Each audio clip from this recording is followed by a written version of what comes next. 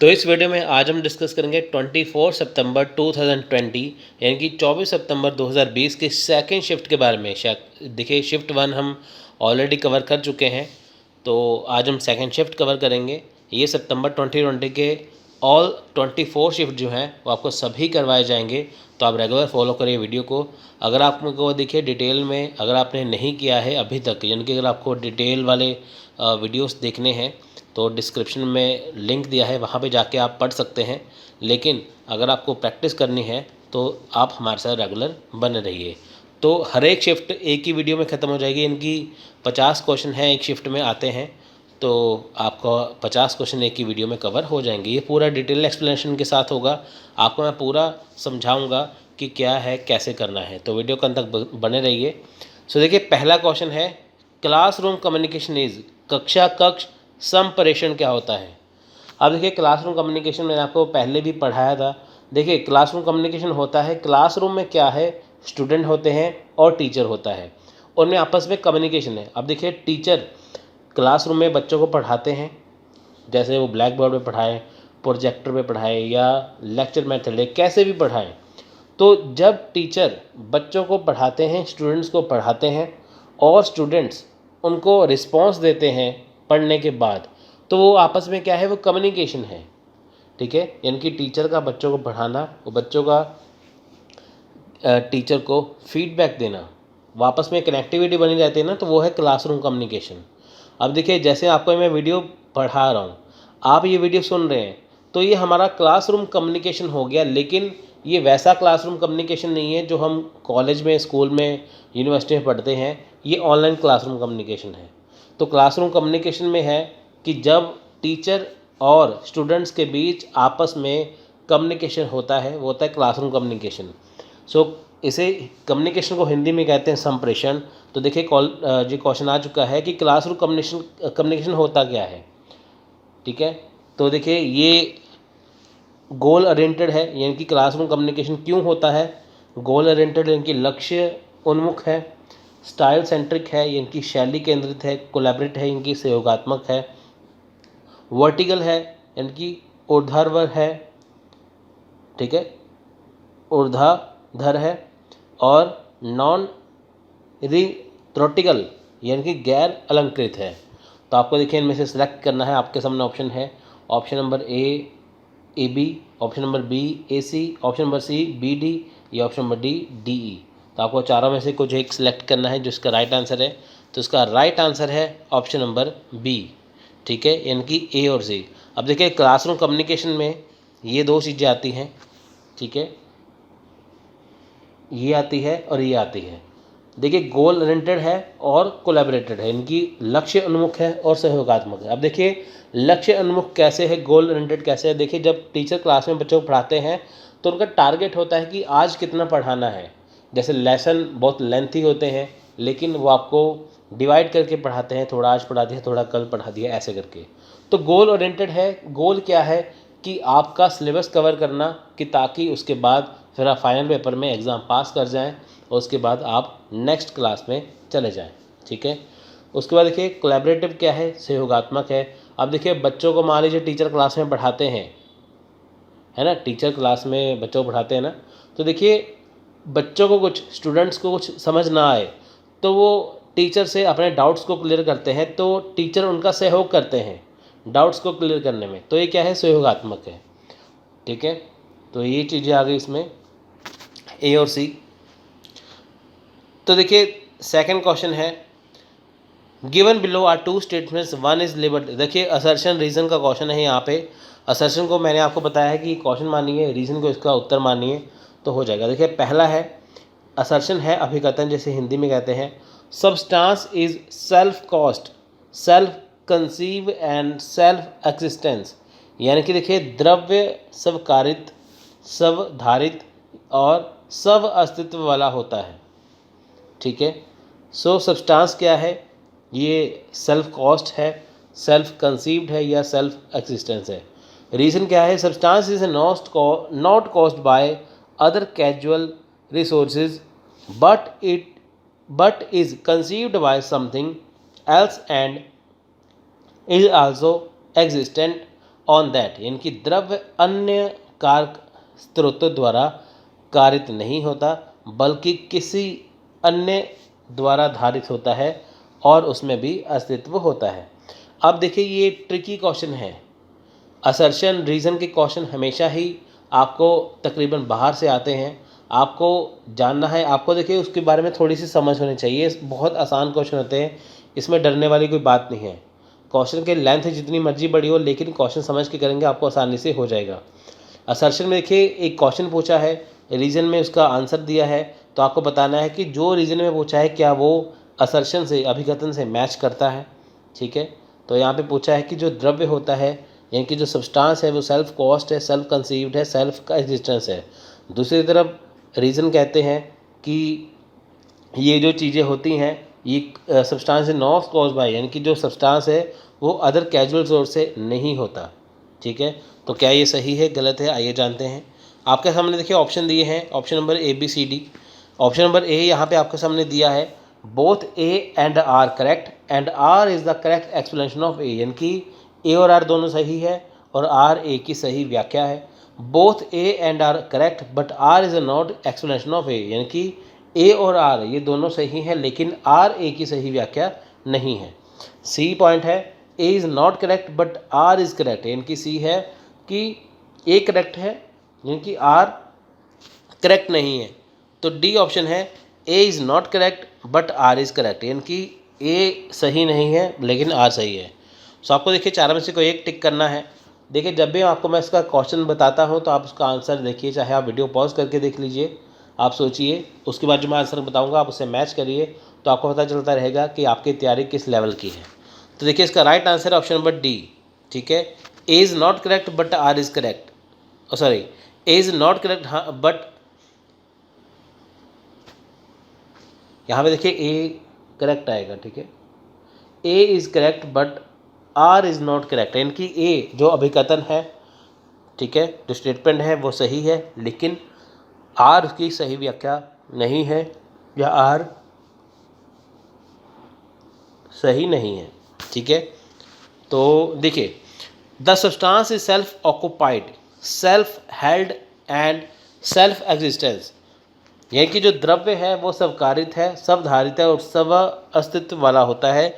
This statement is true. अब देखिए ये स्टेटमेंट ट्रू है because it is not held and held by any other factor but is exist, क्योंकि देखिए यह किसी अन्य कारक द्वारा कारित या धारित नहीं होता किंतु इसका अस्तित्व है।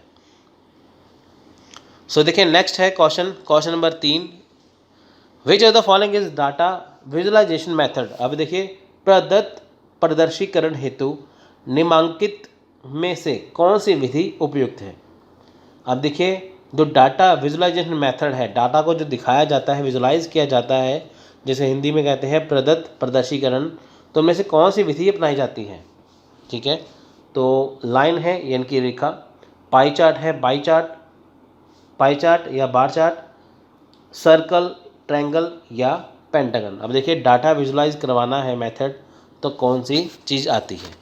तो इसका right answer option number B, pie chart and bar chart. ठीक है, pie chart and bar chart. देखिए पाई चार्ट कैसा होता है, ऐसा बताया होता है ना, एक क्लास में इतने बच्चे हैं, इसमें एक में मैथ में इतने सवाल सही किए और मैथ में इतने नंबर आए, SST में इतने आए, साइंस में इतने, इंग्लिश में इतने, परसेंटेज ऐसे बनी होती नहीं यहाँ पे, तो यह पाई चार्ट।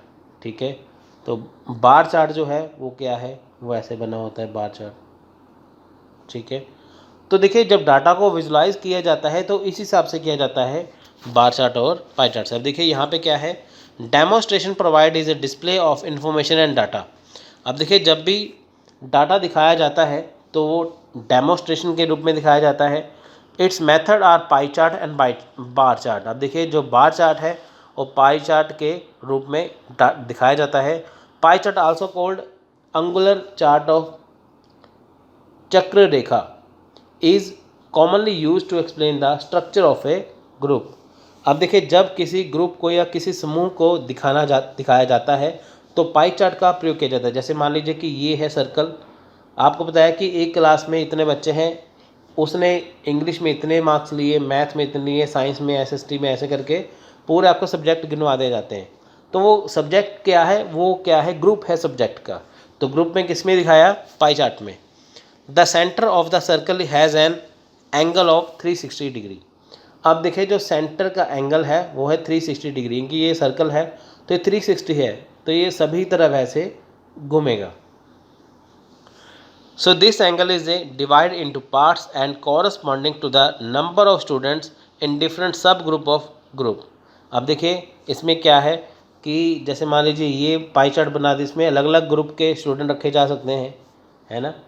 तो वो रखे जा सकते हैं, जैसे किसी ने लाल टी शर्ट पहनी है, किसी ने पीली टी शर्ट पहनी है, तो ग्रुप के अकॉर्डिंग यहाँ पे आप बता सकते हैं। So bar chart are also called column diagram. अब देखिए कॉलम डायग्राम है, use to represent the number of device और object with difference properties in a group. आपको मैंने बताया था ना ऐसे करके, तो ये है बार चार्ट, ठीक है। तो आपको मैंने स्टार्टिंग में बता दिया था। तो डेमोस्ट्रेशन बताया जाता है इसके ज़रिए। इनकी जो पाई चार्ट है, जो बार चार्ट है, इसका राइट आंसर है अगर किसी को डाटा शो करना है तो, ठीक है।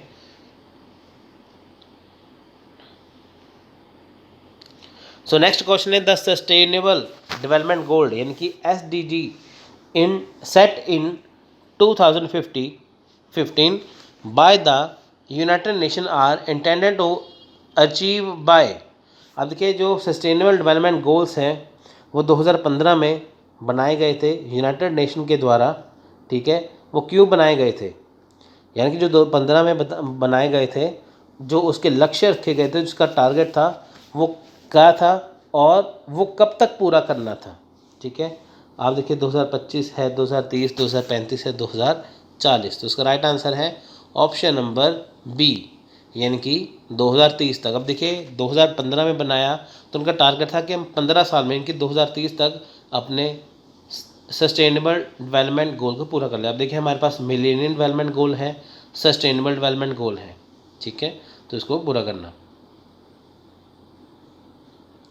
सो देखिए ये 2030 तक करना है। अब देखिए ये सारे जो है ये सस्टेनेबल डेवलपमेंट गोल हैं, तो आप इसे एक बार देख सकते हैं। नेक्स्ट क्वेश्चन है मैच लिस्ट 1 लिस्ट 2। अब देखिए लिस्ट में लिस्ट 2 का आ गया है यहाँ पे।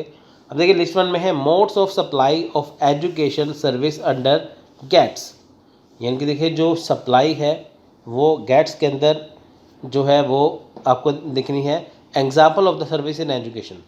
अब देखिए गेट्स के अंदर जो चीज़ें एजुकेशन के अंदर जो प्रोवाइड होती हैं, इनकी जो गेट्स के अंदर जो चीज़ें आती हैं एजुकेशन सर्विस, आपको इसके साथ मैच करना है। सो देखिए पहला यहाँ पे है मोड 1 है क्रॉस बॉर्डर सप्लाई, ठीक है। फिर है कंजम्पशन अब्रॉड, फिर है कमर्शियल प्रेजेंस, फिर है मूवमेंट ऑफ नेचुरल पर्सन्स। तो अब देखिए आपको इनके साथ मैच करना है, तो वीडियो पॉज करके आप एक बार देख सकते हैं, ठीक है। अगर आपको देखिए एक का भी आंसर पता होगा तो आप उसका आइडिया लगा लेंगे। तो देखिए आपके सामने ऑप्शन है यहाँ पे ABCD, ठीक है। आप कोई भी सिलेक्ट कर सकते हैं। तो उसका राइट आंसर है ऑप्शन नंबर A, यानी कि A का 4, B का 1, नहीं ऑप्शन नंबर A का 3, B का 4, C का 2, D का 1, ठीक है। यह है इसका, यानी कि A का 3 है। यानी कि जो क्रॉस बॉर्डर सप्लाई है वो है distance education, virtual education, cooperative training through. दूसरा है कंजम्पशन अब्रॉड, यानी कि student travel to another country to enrol in a course study degree program. अब देखिए बहुत सारे बच्चे जाते हैं ना अब्रॉड में पढ़ने के लिए, अनदर कंट्री में, जैसे यहाँ से कनाडा, अमेरिका और यहाँ से इंग्लैंड वगैरह चले गए वो। तीसरा है कमर्शियल प्रेजेंस, यानी कि वाणिज्यिक उपस्थिति। अब देखिए इसमें क्या है, लैंग्वेज ट्रेनिंग कंपनीज हैं, लोकल यूनिवर्सिटी है, सैटेलाइट कंपनीज हैं, ठीक है, वो चीज़ें। उसके बाद देखिए मूवमेंट ऑफ नेचुरल पर्सन्स, यानी कि प्राकृतिक व्यक्तियों का आवागमन। अब देखिए ये क्या है, professor, teacher, researcher working abroad on a temporary basis, ठीक है। ये सारी चीज़ें इसमें आएंगी। नेक्स्ट है question number 6। Ashtadhyayi was written by. अब देखिए अष्टाध्यायी के लेखक कौन है, अष्टाध्यायी के लेखक कौन है, चाणक्य, जीवाक, पाणिनि और कात्यायन। ठीक है, अष्टाध्यायी के कौन है? सो देखिए आंसर है पाणिनि।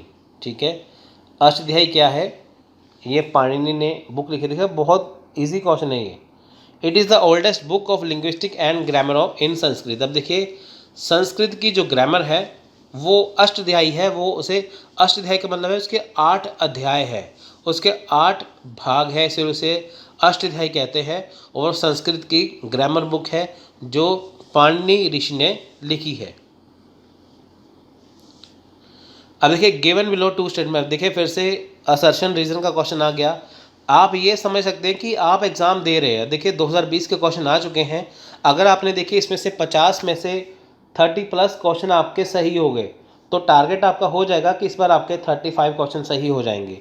अगर आपके इसमें देखिए 20 क्वेश्चन अगर आप मेरे साथ करते हैं, अगर आपके 20 क्वेश्चन सही होते हैं सिर्फ, तो आपका इस बार पेपर 1 नहीं हो पाएगा। अगर आपका देखिए 30 प्लस क्वेश्चन या 35 प्लस क्वेश्चन अगर आपके जा रहे हैं तो आपका इस बार नेट JRF पक्का है, ये समझिए। ठीक है, तो आप ये समझिए आप क्वेश्चन कर रहे हैं, एग्ज़ाम दे रहे हैं आप। सो देखिए असर्शन का क्वेश्चन है यहाँ पे नाउ डेज। ठीक है, अब देखिए यहाँ पे असर्शन क्या है, देखिए असर्शन है now days many online courses are available and their popularity is increasing day by day. अब देखिए वर्तमान समय में क्या है, बहुत सारे ऑनलाइन कोर्सेज पाठ्यक्रम उपलब्ध है और इनकी लोकप्रियता क्या है, बढ़ती जा रही है। सो रीज़न क्या है, selecting the right course for many such is a big challenge. अब देखिए इस प्रकार से बहुत से पाठ्यक्रम में से सही पाठ्यक्रम का चयन एक बड़ी चुनौती है। अब देखिए ऑनलाइन में क्या है, जैसे आपका सब्जेक्ट है UGC नेट का, आप यूट्यूब पे सर्च करेंगे आपको बहुत सारे चैनल मिल जाएंगे। ठीक है, तो आप मान लीजिए आप हिस्ट्री से है या पॉलिटिकल साइंस, अगर आप सर्च करेंगे तो आपको कंटेंट मिल जाएगा वहाँ पे, लेकिन कौन सा सही है ये बड़ी चुनौती है, कौन सा पाठ्यक्रम सही है बड़ी सबसे चुनौती है। तो क्या ये मैच करता है रीज़न अभिकथन से, यानी कि तर्क अभिकथन से?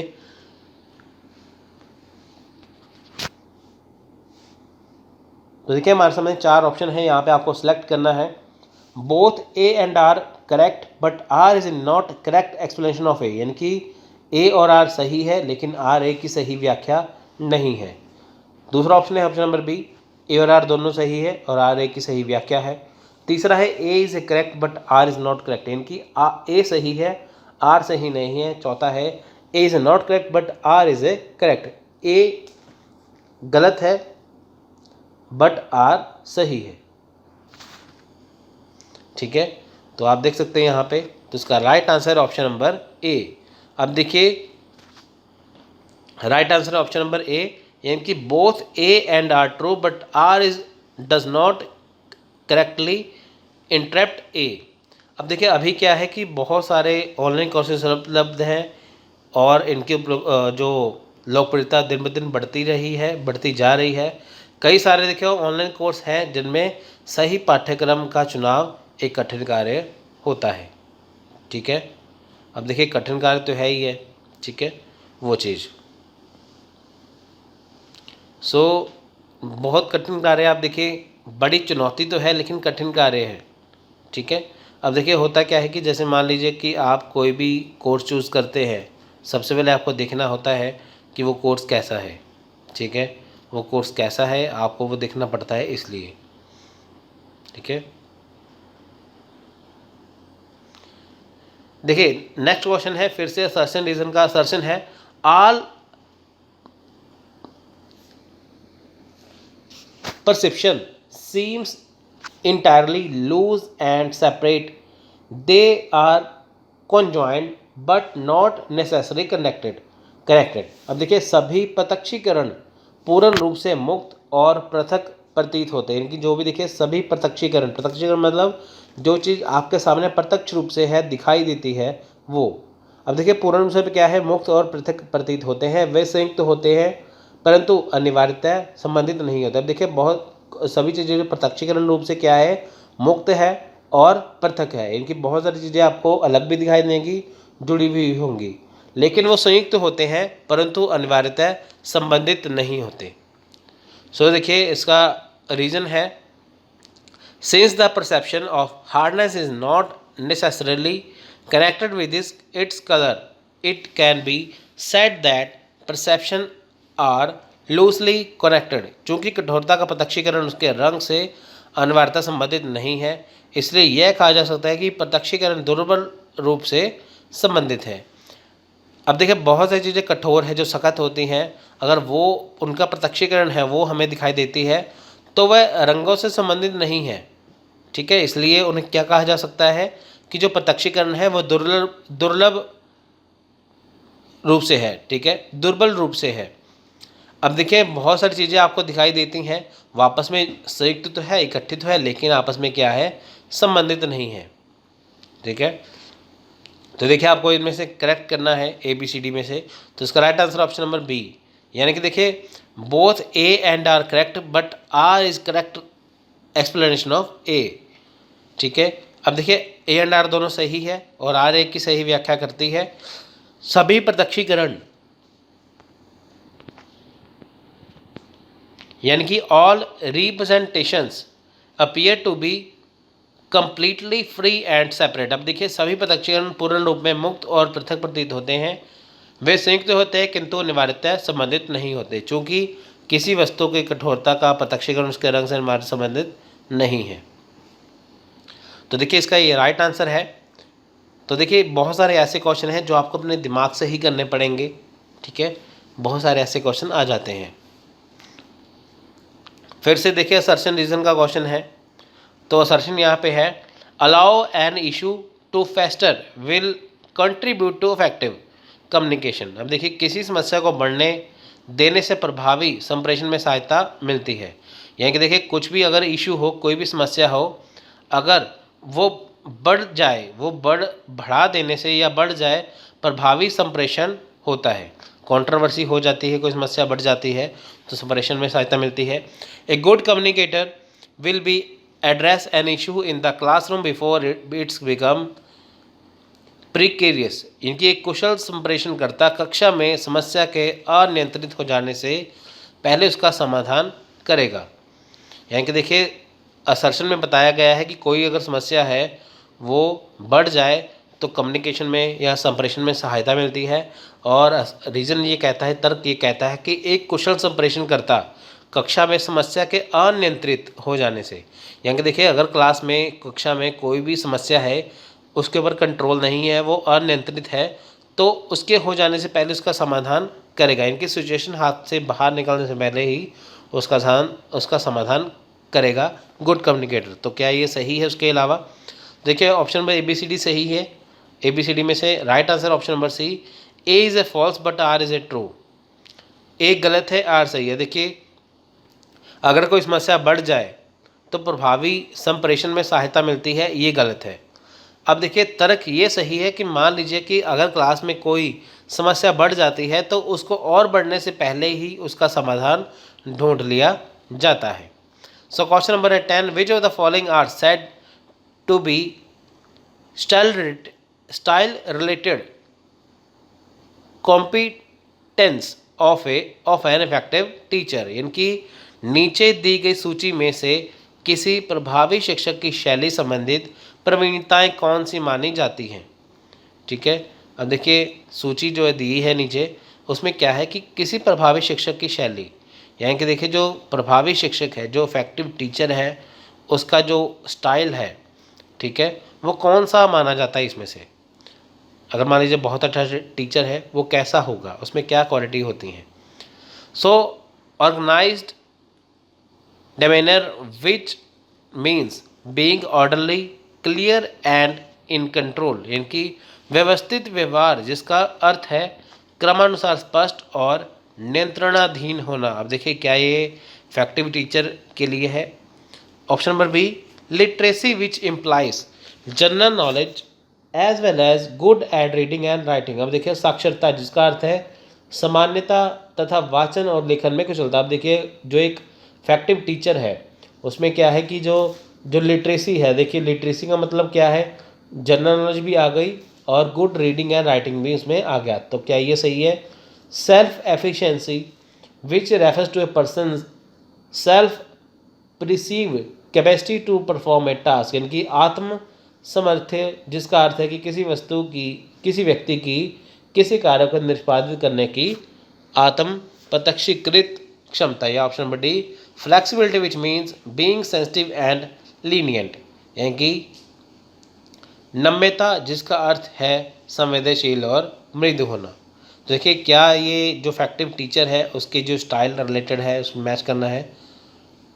ठीक है, तो लास्ट इसमें है इवेल्युएटिंग एंड प्रोवाइडिंग फीडबैक, मूल्यांकन और फीडबैक प्रोवाइड करना या प्रदान करना। तो देखिए चार ऑप्शन है, चारों में से आप देखिए कोई भी सिलेक्ट करिए, ये चार ऑप्शन है।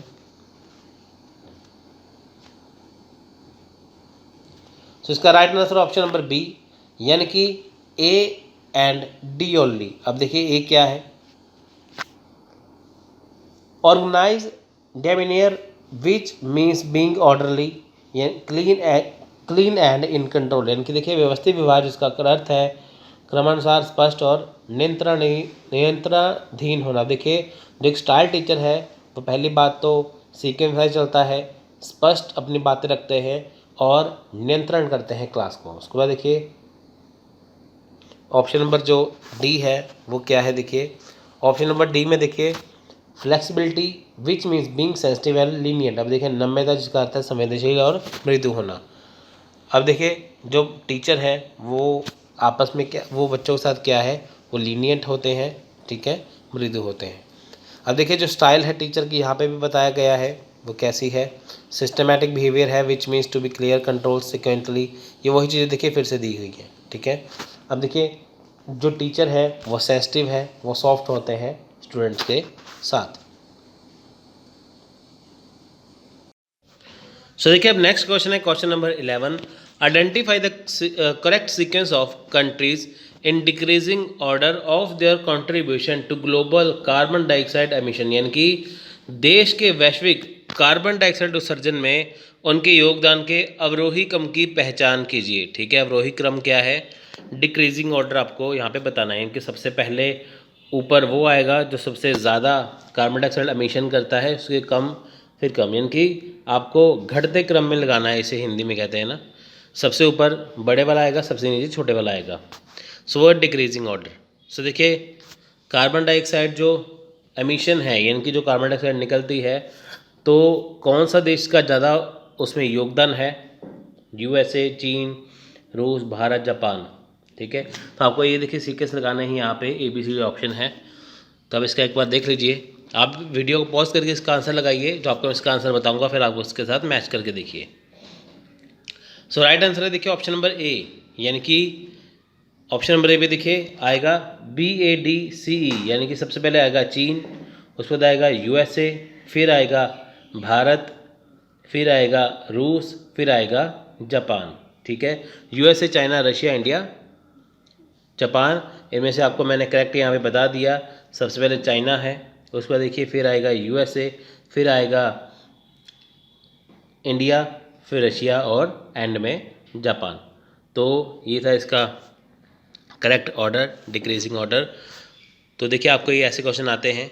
ठीक है, तो आप यहाँ पे देख सकते हैं कि चाइना में देखिए सबसे ज़्यादा, ठीक है, चाइना में सबसे ज़्यादा क्या है? CO2 निकलती है। ठीक है, चाइना में सबसे ज़्यादा क्या है? CO2 निकलती है। ठीक है, चाइना में सबसे ज़्यादा देखिए CO2 निकलती है 27.92%, फिर है USA, फिर है इंडिया, फिर है रशिया, फिर है जापान। जापान में सबसे कम है। देखिए मैंने बताया ना, डिक्रीजिंग ऑर्डर पे सबसे पहले वो कंट्री आएगी जो सबसे ज़्यादा कार्बन डाइऑक्साइड निकलती है जिससे। ठीक है, उसका बाकी अगर इंक्रीजिंग ऑर्डर होता तो सबसे पहले ही आता, ऊपर सबसे जापान ये आता, सबसे एंड में चाइना आता इंक्रीजिंग में। सो नेक्स्ट क्वेश्चन है, a teacher proposes to find out the effective of praise and encouragement during a teaching learning session based on Skinner theory of reinforcement. What type of research will it belong to? कोई शिक्षक Skinner के प्रबलन सिद्धांत पर आधारित शिक्षण अधिगम सत्र अवधि में प्रशंसा और प्रोत्साहन का प्रभाव ज्ञात करने का प्रस्ताव करता है। यह किस प्रकार से अनुसंधान से संबंधित है? इनकी देखिए, जब कोई शिक्षक, देखिए यहाँ पे क्या है, स्किनर का सिद्धांत है, ठीक है, स्किनर थ्योरी है, रीइंफोर्समेंट की स्किनर का सिद्धांत है। वहाँ पे बताते हैं कि अगर कोई शिक्षक है, ठीक है, कि जो शिक्षण अधिगम सत्र है, यानी कि देखिए जब शिक्षक जो पढ़ाते हैं, जो टीचिंग करते हैं क्लासरूम में या कहीं पे भी करते हैं, ठीक है, तो वो जो रिसर्च है वो किस में आती है, वो किससे संबंधित है? तो देखिए, फंडामेंटल रिसर्च, मौलिक अनुसंधान, एवेल्युएटिव रिसर्च, मूल्यांकन पूरक अनुसंधान, एप्लाइड रिसर्च, अनुप्रयुक्त अनुसंधान या एक्शन सर्च, क्रियात्मक अनुसंधान। तो इसका right answer option number C, अनुप्रयुक्त अनुसंधान या अप्लाइड रिसर्च, ठीक है।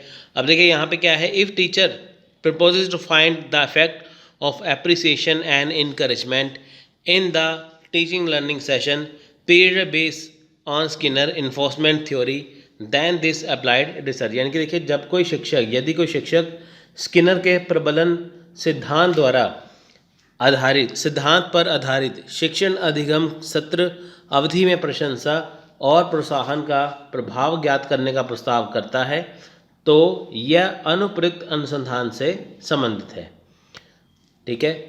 यानी कि देखिए, देखिए यहाँ पे स्किनर क्या कहता है, स्किनर का ये जो फॉर्मूला है वो इस बात पर बल देता है, इस बात पर जोर देता है कि यदि कोई शिक्षक, ठीक है, यदि कोई शिक्षक जब पढ़ाते हैं, शिक्षण अधिगम होता है, ठीक है, टीचिंग देते हैं, तो उसमें क्या है, प्रशंसा और प्रोत्साहन। यानी कि देखिए यहाँ पे अगर एप्रिसिएशन करना है, इनकरेजमेंट करना है, ठीक है, उसका जो प्रभाव है उसको देखने के लिए यह होता है। अब देखिए, क्लास में जब टीचर पढ़ाते हैं, अगर बच्चे सवाल का जवाब यही देते हैं, स्टूडेंट देते हैं सही जवाब, तो टीचर देखिए उनको प्रोत्साहित करते हैं ना, इनकरेज करते हैं कि आगे और वो बढ़िया से पढ़ें।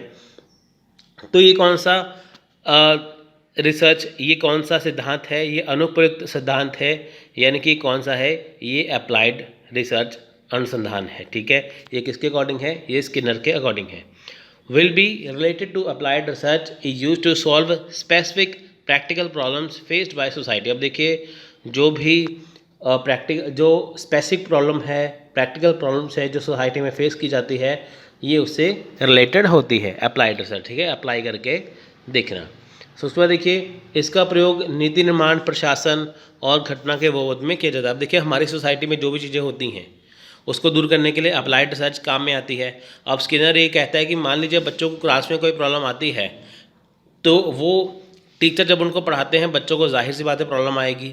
अब बच्चे उनका सही जवाब दे देते हैं, तो टीचर क्या करेगा, उनको अप्रिशिएट करेगा, इनकरेज करेगा। तो ऐसे ही अप्लाइड रिसर्च के अंदर वो आती है। लेकिन अप्लाइड रिसर्च होती क्या है कि जो हमारी सोसाइटी में प्रॉब्लम फेस की जाती है, ठीक है, वो होती है अप्लाइड रिसर्च। तो उस सोसाइटी में क्या होता है कि जो प्रॉब्लम होती है उसको दूर करने के लिए जो एडमिनिस्ट्रेशन है जो उसे अवेयर किया जाता है कि ताकि वो सोसाइटी के प्रॉब्लम को दूर कर सके। सो देखिए, नेक्स्ट क्वेश्चन है, देखिए, a rational number has its denominator greater than it's numerator bye 6 if the numerator is increased by 4 and the denominator too is increased by 8, the number become 5/3, that is the original rational number। यानी कि एक परिमेय संख्या का हर उसके अंश से 6 अधिक है। यदि अंश में 4 की वृद्धि की जाती है तो हर में से 8 घटाया जाता है, तो संख्या 5/3 हो चुकी है या हो सकती है। मूल परिमेय संख्या क्या है? अब देखिए, ये मैथ के क्वेश्चन ऐसे होते हैं कि अगर आप इसकी प्रैक्टिस करेंगे तो ही आपको आएंगे, लेकिन उसके बिना नहीं आएंगे। फिर भी आपको मैं समझाने की कोशिश करूँगा, तो फिर भी आप देखिए क्वेश्चन को इस हिसाब से करिए, पहले इसके चैप्टर को अच्छे से करिए, तब आप हर एक क्वेश्चन को आसानी से कर पाएंगे। तो देखिए, इसका ऑप्शन में आपको देखना है, यहाँ पे बताया है ABCD, तो इसका पहले एक बार देख लेते हैं। देखिए, यहाँ पे बताया गया है कि let n is equal to x and denominator. देखिए, अभी हमें क्या है, डिनोमिनेटर नहीं पता, ठीक है, डिनोमिनेटर तो पता है 6 है डिनोमिनेटर, लेकिन नोमिनेटर नहीं पता, तो उसको हमने मान लिया x, तो x प्लस 6 हो गया।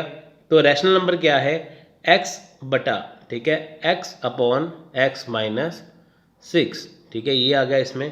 तो अकॉर्डिंग टू क्वेश्चन देखिए यहाँ पे बताया गया है कि न्यूमिनेटर में 4 जोड़ दिया जाए, ठीक है, न्यूमिनेटर में 4 जोड़ा जाए, डिनोमिनेटर में 8 जोड़ा जाए, ठीक है, ठीक है, न्यूमिनेटर में 4 जोड़ा जाए, इसमें 8। अब देखिए न्यूमिनेटर होती है हमेशा ऊपर वाली संख्या, डिनोमिनेटर होती है हमेशा नीचे वाली संख्या। अब देखिए ये कहता है कि इसमें अगर 4 जोड़ा जाए, यानी कि ऊपर 4 जोड़ा और नीचे कितना जोड़ा हमने, इसमें 8 जोड़ा, ठीक है, 8 जोड़ दिया तो कितना बचा। देखिए इसमें हमने ऐसे किया 6 में से, ठीक है, ये 4 प्लस x हुआ 5 और 8 में से 6 गए 2 और यहाँ पे निशान किसका है, माइनस का, बड़ी रकम का, ठीक है। तो यहाँ पे ये आ गया, ठीक है। तो यहाँ पे क्या है, देखिए प्लस माइनस माइनस हो गया, ठीक है, फिर ये हो गया। तो उसके बाद देखिए यहाँ पे क्या बना, 3 बचा। अब देखिए यहाँ पे क्या है, 5/3 आ गया। उसके बाद देखिए क्या है कि 5/3 यहाँ पे आ गया, ठीक है, 5 यहाँ पे 3 इसका आ गया यहाँ पे। तो उसके बाद देखिए अकॉर्डिंग टू क्वेश्चन यहाँ पे सॉल्व कर रहे हैं। सॉल्व किसको करना है, देखिए जो यहाँ पे देखिए हमने ऊपर जो था ये वाला x प्लस 4 जो बचा था ऊपर, ठीक है, तो उसको क्या किया, जो 3 था, ठीक है, अब देखिए ये ऐसे आ गया, ठीक है, ये ऐसे आ गया और ऊपर था x प्लस 4 और नीचे कितना था, इसको सॉल्व करके हमारे पास आ गया था x माइनस, जो मैंने आपको बताया था ना, देखिए यहाँ पे कि 8 में से 6 गए 2, लेकिन निशान किसका था, बड़े रकम का, और प्लस माइनस यहाँ पे आ गया माइनस, ठीक है, यहाँ पे प्लस है लेकिन ये 8 बड़ी रकम थी, इसका माइनस यहाँ पे आ गया, तो यहाँ पे ये आ गया। अब इसको क्या किया, क्रॉस मल्टीप्लाई किया ऐसे करके, तो 3 आ गया यहाँ पे और 5 आ गया यहाँ पे। सो यहाँ पे क्या किया, ये ऐसी सिचुएशन आ गई, तो 3 को x किया, 3x, 3 से 4 किया तो 12 आ गया, 12 आ गया, तो 5 को x से किया 5x और 5 इंटू 2 यानी कि 5 दूनी 10 आ गया। तो इसको जैसे सॉल्व किया तो देखिए x वाली रकम x वाली जगह पे चली जाएगी, ठीक है, तो दूसरी पे चली जाएगी। तो ये सॉल्व करके हमारे पास आया 5x माइनस 3x और 12 प्लस 10 यानी कि 12 प्लस 10। तो ये आके हमारे पास आंसर आया, therefore x is equal to 11। देखिए ये मैंने आपको सवाल यहाँ पे जो क्वेश्चन दिया है उसको मैंने आपको बताया कि सॉल्व कैसे किया है, लेकिन अगर आपने ये चैप्टर पहले नहीं किया है, ठीक है, परसेंटेज एवरेज रेशो आपको करना है, अगर आपने नहीं किया है तो बहुत ज़रूरी है आपको वो चैप्टर करना है, उसके बाद ये आप आसानी से सॉल्व कर पाएंगे। ये हिंदी में भी दिया है, आप इसका स्क्रीनशॉट यहाँ से खींच सकते हैं, ठीक है, आप देख सकते हैं यहाँ पे। तो नीचे देखिए जब x 11 आ गया, इसको रैशनल नंबर से कर दिया तो इसके बाद हमारे पास आंसर आ गया 11/17 या 11/17, ठीक है। नेक्स्ट क्वेश्चन है कंप्यूटर हार्डवेयर कंसिस्ट ऑफ, यानी कि कंप्यूटर हार्डवेयर में क्या शामिल होता है, monitor and CPU, computer table, software या गूगल। अब देखिए हार्डवेयर वो चीज़ होती है जिसे हम टच कर सकते हैं। अब आप देख सकते हैं कि क्या इसमें आएगा, कंप्यूटर हार्डवेयर में कौन सी चीज़ आएगी, तो राइट आंसर है ऑप्शन नंबर ए, ठीक है, मॉनिटर एंड सीपीयू। मॉनिटर आपकी कंप्यूटर स्क्रीन, सीपीयू आपका, ठीक है, सेंट्रल प्रोसेस यूनिट, जिसे ब्रेन ऑफ द कंप्यूटर कहा जाता है, ठीक है। सॉफ्टवेयर तो उसके अंदर होता है कंप्यूटर में, गूगल भी उसका अंदर ही होता है। कंप्यूटर टेबल देखिए उसको आप बिना कंप्यूटर के भी किसी और इस्तेमाल कर सकते हैं, इसलिए, ठीक है। सो हार्डवेयर में क्या है, मॉनिटर और सीपीयू। नेक्स्ट क्वेश्चन है given below are 2 statements, one is labelled as assertion and other is label as reason, यानी कि देखिए असर्शन रीज़न का क्वेश्चन है यहाँ पे।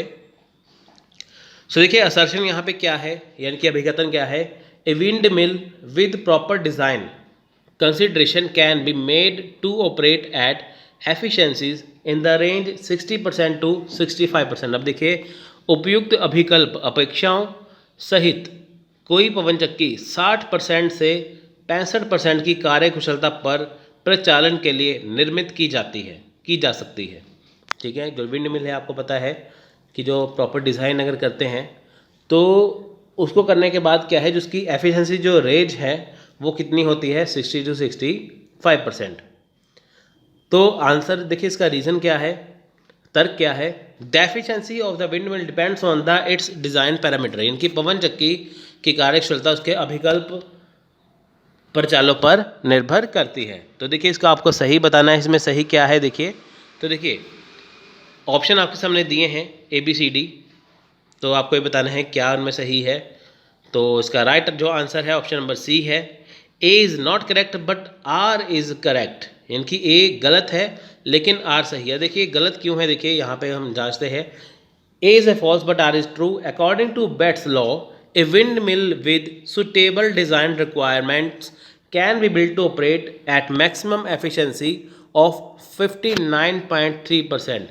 Generally, the windmill operates at 30 to 45% efficiency, which can be up to 50% of the peak wind conditions. यानी कि देखिए बेल्स के नियम के अनुसार क्या है, उपयुक्त अभिकल्प अपेक्षाओं सहित कोई पवन चक्की अधिकतम 59.3% या 59.3% कार्यकुशलता पर प्रचालन करने के लिए निर्मित की जा सकती है।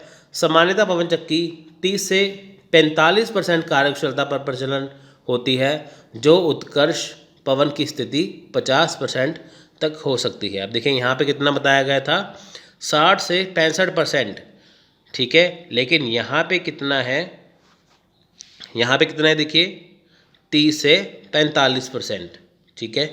तो ये इसका आंसर हो गया, A हो गया गलत और R हो गया सही। देखिए ये ऐसे क्वेश्चन होते हैं जिसकी आपको क्या है जनरल नॉलेज होनी चाहिए जीके। तो कई बार टीचिंग से भी क्वेश्चन पूछ लेते हैं, क्वेश्चन कहीं से भी पूछ सकते हैं। तो हमेशा आपको असर्शन को मानना है क्वेश्चन और रीज़न को मानना है आपको आंसर, मैच करके देखना है कि क्या सही मैच करता है या नहीं। सो देखिए नेक्स्ट क्वेश्चन है पीपल डेवलपमेंट एनवायरनमेंट से, इनकी यूनिट नंबर 9 से। From disaster mitigation measure given below identify the measure which can be characterised as non structural, यानी कि नीचे दिए गए आपदा न्यूनीकरण उपायों में से उस उपाय को अभिज्ञात करें जिससे या जिन्हें असंरचित के रूप में वर्गीकृत किया जा सकता है। यानी कि देखिए जिसे नॉन स्ट्रक्चरल, ठीक है, जिसे क्या है संरचित किया नहीं जा सकता या जिसे स्ट्रक्चर नहीं दिया सकता। अब देखिए मिटिगेशन जो होती हैं, मिटिगेशन क्या है, डिजास्टर मिटिगेशन यानी कि बाढ़ से बचाव। देखिए जो भी डिज़ास्टर होते हैं ना, इनकी देखिए भूकंप आ गया, बाढ़ आ गया, अर्थक्वेक आ गया है ना, ऐसे करके जो कुछ भी हो गया, जो डिज़ास्टर होते हैं उसका पहले से ही पता चला के उसे क्या करना है, उसकी रोकथाम करना है ना, उसे बचाना, तो वो होता है मिटिगेशन। अब देखिए उसमें से जो मिटिगेशन है उसमें से हमें मेजर करना है कि हम किसे नॉन स्ट्रक्चरल यानी कि किसे हम फिर से नहीं जोड़ सकते, ठीक है। सो देखिए जैसे फूड डाइक्स, बाढ़ तटबंध, लैंड यूज जोनिंग यानी कि भूमि प्रयोग क्षेत्र निर्धारण, raising of homes in flood prone area यानी कि बाढ़ आशंकित क्षेत्रों में घरों को ऊपर ऊंचा उठाना, इंश्योरेंस प्रोग्राम बीमा कार्यक्रम या री इन्फोर्स टोर्नाडो सेफ रूम्स तूफान सुरक्षित कक्ष को मजबूत करना, ठीक है। तो इसका राइट आंसर आपको बताना है क्या है। देखिए क्वेश्चन एक बार फिर से देख लीजिए, चाहे वीडियो पॉज करके देखिए। A B and D only या केवल A B और D, B and D only केवल B और D, B D and E only केवल B D और E, A B D और E केवल A B D और E।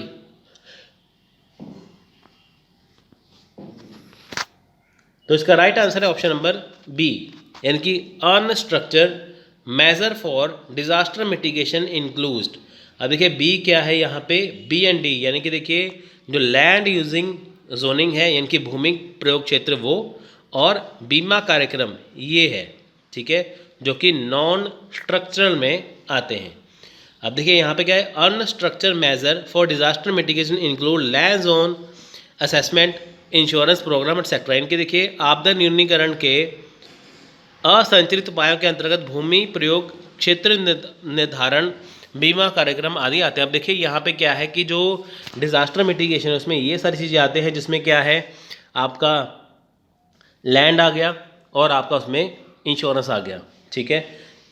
और unstructured measure mean disaster mitigation measure in which no physical infrastructure is built to mitigate the impact of the disaster. यानी कि देखिए इसमें क्या है, असंरचित उपाय से आशय आपदा न्यूनीकरण के उन उपायों से हैं जिनमें आपदा के प्रभाव को कम करने के लिए किसी प्रकार की भौतिक अवसंरचना का निर्माण नहीं किया जाता।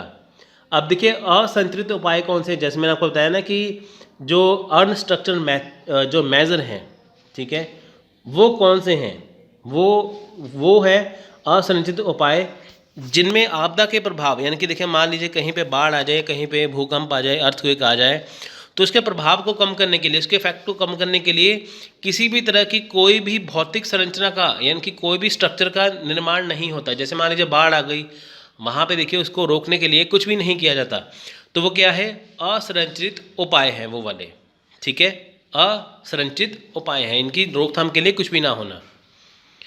सो देखिए AF सिस्टम, एक क्वेश्चन नंबर 17 है, AF system is used in which of the following number system. AF प्रणाली निम्नलिखित में से किस संख्या प्रणाली में प्रयुक्त होती है। देखिए बाइनरी, हेक्साडेसिमल, ऑक्टाडेसिमल या डेसिमल। तो आपको इसका राइट आंसर बताना है। तो राइट आंसर इसका ऑप्शन नंबर बी, यानी कि ये हेक्साडेसिमल में आती है। DF system is used in the hexadecimal number system. It is use to convert a decimal to hexadecimal. अब देखिए जी AF प्रणाली जो हेक्साडेसिमल संख्या प्रणाली में प्रयुक्त होती है, इसका प्रयोग डेसिमल को हेक्साडेसिमल में परिवर्तित करने के लिए किया जाता है ना। देखिए इसका प्रयोग किसमें होता है, डेसिमल को हेक्साडेसिमल में, ठीक है। तो ये है AF सिस्टम। तो नेक्स्ट है consider the following number series. अब देखिए नंबर सीरीज आपको बतानी है यहाँ पे। सो नंबर सीरीज क्या है, देखिए जैसे है लिखा है यहाँ पे 0, 6, 24, 60, 120 और x। अब इसमें आपको बताना है कि इसके बाद रकम क्या आएगी। सो देखिए आप इसमें देखिए क्या आएगा इसमें, तो 210, 180, 240 या 156, 156। तो उसका देखिए राइट आंसर है ये। अब देखिए यहाँ पे क्या है, पहले है 0, अब 1 की क्यूब है, 1 की क्यूब, ठीक है, 1 को 1 से क्या 1 आ गया, और यहाँ पे है -1 तो आ गया 0। 2 की क्यूब है, यहाँ पे कर देंगे 2, ठीक है, 2 दूनी 4 दूनी 8, और माइनस कर दिया 2, तो यहाँ पे आ गया 6। तो यहाँ पे देखिए क्या चल रहा है, यहाँ पे चल रहा है 1 की क्यूब, 2 की क्यूब, 3 की क्यूब, 4 की क्यूब, 5 की क्यूब, 6 की क्यूब, ठीक है। तो 5 तक तो यहाँ पे देखिए आ गया 120, उसके बाद आएगा 6 की क्यूब -6, और 6 की क्यूब देखिए 6 की क्यूब को किया तो आ गया 216, माइनस किया 6 आ गया 210। तो ये इसका राइट आंसर। ये देखिए बहुत सिंपल सा एक क्वेश्चन यहाँ पे बनता है, तो नंबर सिस्टम आपको आना चाहिए, देखते ही क्वेश्चन बन जाता है। नेक्स्ट है देखिए नीचे फिर से स्टेटमेंट 1, स्टेटमेंट 2 दिया है, कथन और वो, ठीक है। इसे आप कह सकते हैं कि ये असर्शन रीजन जैसा ही क्वेश्चन है। देखिए स्टेटमेंट 1 क्या कहता है, all research adds to the corpus of knowledge by advancing a theory.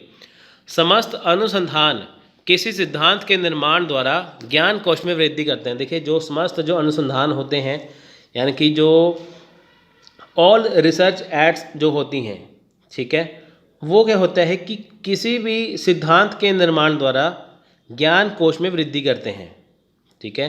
यानी कि देखिए जितनी भी हमारी अनुसंधान है, जितनी भी रिसर्च है, कोई उसमें सिद्धांत होता है, उसमें अगर कोई सिद्धांत आता है तो वो क्या है, नॉलेज में ही वो क्या करता है, वो इंक्रीज करता है। सो द फोकस, अब कथन 2 क्या है, the focus of action research is basically on the amelioration of prevalent practice. यानी कि क्रियात्मक अनुसंधान का ध्यान मूल रूप से प्रचलित परिपाट्य को उन्नत बनाने पर केंद्रित होता है। अब देखिए यहाँ पे पहले तो बताएगा कि जो ऑल रिसर्च एड्स होती हैं, ठीक है, वो क्या होती है कि जब भी कोई सिद्धांत का निर्माण होता है, यानी कि जब भी कोई थ्योरी होती है तो उससे क्या है, नॉलेज इंक्रीज होती है। दूसरी तरफ कहते हैं कि जो एक्शन रिसर्च होती है उसका क्या होता है कि जो बेसिकली एक्शन जो रिसर्च होती है उसका फोकस किस पे है, कि उसका फोकस किस पे है, प्रचलित को उन्नत बनाने पर, यानी कि एमोरलेशन ऑफ प्रिवलेंट प्रैक्टिस पर, ठीक है। तो आपको इसका राइट आंसर बताना है। तो देखिए पहला ऑप्शन यहाँ पे दिया है, कथन 1 और 2 सही है, कथन 1 और 2 दोनों गलत हैं, एक सही है दूसरा गलत है, या एक सही है दूसरा गलत है, या एक गलत है दूसरा सही है। तो इसका राइट आंसर देखिए क्या है, इसका right answer option number C, यानी कि पहला कथन असत्य है, दूसरा सही है। यानी कि देखिए स्टेटमेंट 1 क्या है, अनट्रू है, because all research is not conducted to increase knowledge by building any theory. अब देखिए मान लीजिए कोई भी रिसर्च की जाती है, कोई भी उसमें नॉलेज आती है, ठीक है, तो वो इंक्लूड, यानी कि वो ऐसा नहीं कि हर बारी नॉलेज को इंक्रीज करे। कई बार देखिए होता क्या है कि जितनी भी रिसर्च है जो कंडक्ट की जाती हैं, नॉलेज इंक्रीज नहीं कर पाती, क्योंकि देखिए कई रिसर्च बेकार की फालतू में होती है, इसलिए तो इसलिए पहला कथन बिल्कुल सही नहीं है, दूसरा सही है। तो देखिए नेक्स्ट क्वेश्चन है हमारा यहाँ पे कॉम्प्रीहेंशन से रिलेटेड। मैंने आपको पिछली वीडियो में बताया था कि कॉम्प्रीहेंशन का करने का तरीका अगर आपको समझना है, डिस्क्रिप्शन बॉक्स में जाइए, वहाँ पे आपको वीडियो का तरीका मिल जाएगा, आप उसमें कर सकते हैं। आपके पास दो तरीके हैं, अगर आपके पास एग्ज़ाम टाइम देखिए ज़्यादा है, एग्ज़ाम कर रहे हैं, टाइम ज़्यादा है, तो पहले पैराग्राफ पढ़िए, उसके बाद क्वेश्चन करिए। टाइम कम है, 10 मिनट है, तो पहले क्या करेंगे, क्वेश्चन आंसर पढ़ेंगे, फिर वहाँ पे आप क्या करेंगे, पैराग्राफ को पढ़ेंगे। अब देखिए वीडियो लंबा हो जाएगा, पैराग्राफ तो पढ़ूंगा नहीं, डायरेक्ट आंसर आपको इसके मैं बताऊँगा क्या है। तो अगर आपको ये पढ़ना है तो आप वीडियो को पॉज कर करके पहले एक बार पैराग्राफ पढ़िए, फिर उसके आंसर लगाने की कोशिश करिए। तो अगर आपको सीखना है पैसेज कैसे करना है सॉल्व, तो डिस्क्रिप्शन में जाइए, आपको सारे वीडियोस वहाँ पे मिल जाएंगे यूनिट 1 से लेकर 10 तक के। सो देखिए यहाँ पे 20 से 24 जो क्वेश्चन है वो है कॉम्प्रीहेंशन के, इसका पैराग्राफ है, हिंदी में भी है, इंग्लिश में भी है, ठीक है। सो देखिए आपको मैं ऐसे बताऊँगा इसका, why is price different from other elements in the marketing mix, कीमत विपणन मिश्रण में अन्य तत्वों से भिन्न क्यों है। यानी देखो जो प्राइस डिफरेंट है फ्रॉम अदर एलिमेंट, ठीक है, तो आपको अगर ये पैराग्राफ पढ़ेंगे आपको ये समझ में आएगा। तो इसका देखिए 4 ऑप्शन आपको दिए हैं, आप इसका आंसर बताना है। तो इसका राइट आंसर है option number A, price differ from other elements in the making marketing mix because it's earn, यानी कि जो कीमत विपणन मिश्रण में अन्य तत्वों से भिन्न है क्योंकि ये आय अर्जित करती है, क्योंकि देखिए इससे इनकम होती है, इसलिए इसका डिफरेंस है प्राइस का। नेक्स्ट क्वेश्चन है, what are the other factors influencing और setting the price for products और सर्विसेज, यानी कि उत्पादों तथा अथवा सेवाओं की कीमत को प्रभावित या निर्धारित करने वाले अन्य कारक कौन से हैं।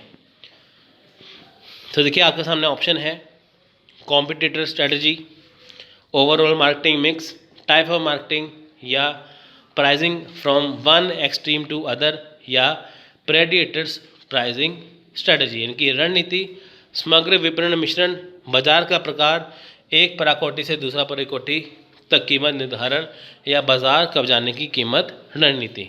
ठीक है, आपको बताना है कि जो गुड्स एंड जैसे प्रोडक्ट या सर्विस है, ठीक है, उसको प्रभावित या निर्धारित करने के लिए कौन से कारक हैं। इनकी जब भी देखिए सेवाएं दी जाती हैं, जब भी सर्विस दी जाती है, जब भी प्रोडक्ट्स होती है, उसके जैसे कीमत होती है ना, जो प्राइस होता है निर्धारित, वो डिसाइड कैसे सेटिंग होती है। ठीक है, ये आपके सामने ऑप्शन है, देखिए ABCD। ठीक है, आपको इसमें सेलेक्ट करना है। इसका राइट आंसर ऑप्शन नंबर ए, पहले आएगा strategy of competitors, overall marketing mix, फिर आएगा टाइप्स ऑफ मार्केटिंग। अब देखिए जैसे सर्विस होती है वैसे ही प्रोडक्ट की प्राइस होती है। सबसे पहले स्ट्रेटेजी आएगी कॉम्पिटिटर्स की, यानी कि जो प्रोडक्ट लॉन्च किया है वो कितना है मार्केट में। ठीक है, उसके बाद ओवरऑल मार्केटिंग मिक्स क्या है, कितना प्राइस चल रहा है, फिर मार्केट किस टाइप की है। सो नेक्स्ट क्वेश्चन देखिए, which of the following is major determinant of pricing for product और सर्विस, यानी कि उत्पाद या सेवा के लिए कीमत निर्धारण में निम्नलिखित में से कौन सा निर्धारक है। ठीक है, यहाँ के आपको इसमें सेलेक्ट करना है। देखिए हाई डिमांड उच्च मांग, लो डिमांड कम मांग, कंपनीज क्वेस्ट फॉर हाई प्रॉफिटिलिटी, उच्च लाभप्रदता के कंपनी का लक्ष्य, या कस्टमर वैल्यू परसेप्शन, या उपभोक्ता का मूल्य अवबोधन। तो इसका देखिए right answer option number D, consumer pricing is the key determinant in pricing for a product और सर्विस। ठीक है, तो इसका राइट आंसर है ये वाला। नेक्स्ट है, historically price was considered important because, ठीक है, ऐतिहासिक रूप से कीमत को महत्वपूर्ण समझा जाता है क्योंकि, तो देखिए आपके सामने ऑप्शन है, राइट आंसर है D, historically price was considered important because it provided option to buyers, यानी कि ऐतिहासिक रूप से कीमत को महत्वपूर्ण समझा जाता है क्योंकि इससे क्रेताओं को विकल्प उपलब्ध होते थे। ठीक है, सो ऑप्शन देखिए यहाँ पे लास्ट क्वेश्चन है, what is the perception of smart manager regarding pricing, कीमत निर्धारण के संबंध में कुशल प्रबंधकों का दृष्टिकोण क्या होता है, तो right answer option number B. ठीक है, it is a strategic for consumer value, या उपभोक्ता मूल्य के लिए कार्यनीतिक साधन है। ठीक है, तो यहाँ पे होता है कॉम्प्रिहेंशन का ख़त्म। देखिए कॉम्प्रिहेंशन के क्वेश्चन में ऑलरेडी आपको मैंने समझाए हैं, अगर मैं यहाँ पे क्वेश्चन पढ़ूंगा तो मैं बार बार स्क्रॉल करता जाऊँगा तो ऐसे वीडियो बहुत लंबा हो जाएगा, इसलिए पहला पैराग्राफ को पढ़िए, वीडियो को पॉज करिए, उसके बाद फिर क्वेश्चन को आप देखिए। अगर आपको समझना है कि ये कैसे करना है तो आप डिस्क्रिप्शन में दी गई वीडियो पर जाइए, आपको उसका तरीका समझ में आ जाएगा। सो नेक्स्ट क्वेश्चन देखिए, when communication enhance the interaction of learning it is, यानी कि जब संप्रेषण अधिगमकर्ताओं की अन्योन क्रिया को बढ़ाती है तब वे होती है। इनके देखिए जब कम्युनिकेशन इनहेंस होता है तो, ठीक है, जब कम्युनिकेशन क्या है, when communication enhance the interaction of learner, जब कम्युनिकेशन अधिगमकर्ताओं की अन्योन क्रिया को बढ़ाती है तब वे होती है। तो देखिए साइकोलॉजिकल, मनोवैज्ञानिक, ठीक है, दूसरी है साइकोलॉजिकल आइफा, आर्टिस्टिक कलात्मक, या ट्रांसिएंट क्षणिक। यानी देखिए जब कम्युनिकेशन होता है तो लर्नर्स में इंटरेक्शन इनहेंस कैसे होता है।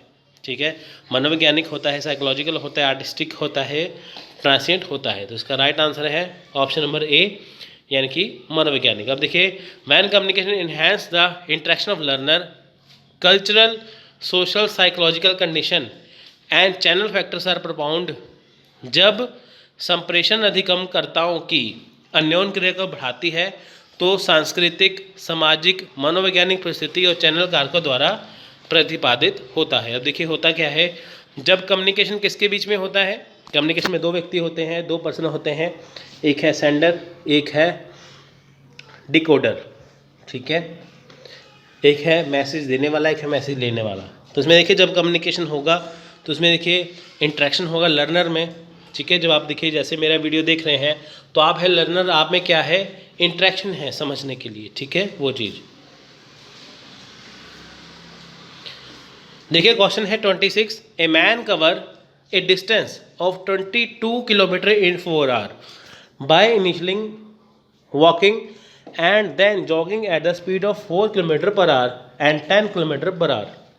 अब देखिए जो एक आदमी है, ठीक है, the distance cover by him during walking is, देखिए एक व्यक्ति है जो 22 किलोमीटर की दूरी को 4 घंटे में आरंभ में चल के और तत्पश्चात धीमी दौड़ से क्रमशः 4 किलोमीटर प्रति घंटा और 10 किलोमीटर प्रति घंटा की गति से तय करता है। इसके द्वारा चलकर तय की गई दूरी, देखिए टोटल डिस्टेंस है 22 किलोमीटर, तो वो 4 घंटे में पहले वो चला, सिंबल चला, 4 घंटे चला तो 22 किलोमीटर से तय कर लिया। फिर उसने 4 किलोमीटर प्रति घंटा से वो क्या किया, उसने जॉगिंग किया, धीमी दौड़ की, उसके बाद फिर उसने 10 किलोमीटर प्रति घंटा से वो दौड़ा, तो उसने टोटल डिस्टेंस कितना कवर किया।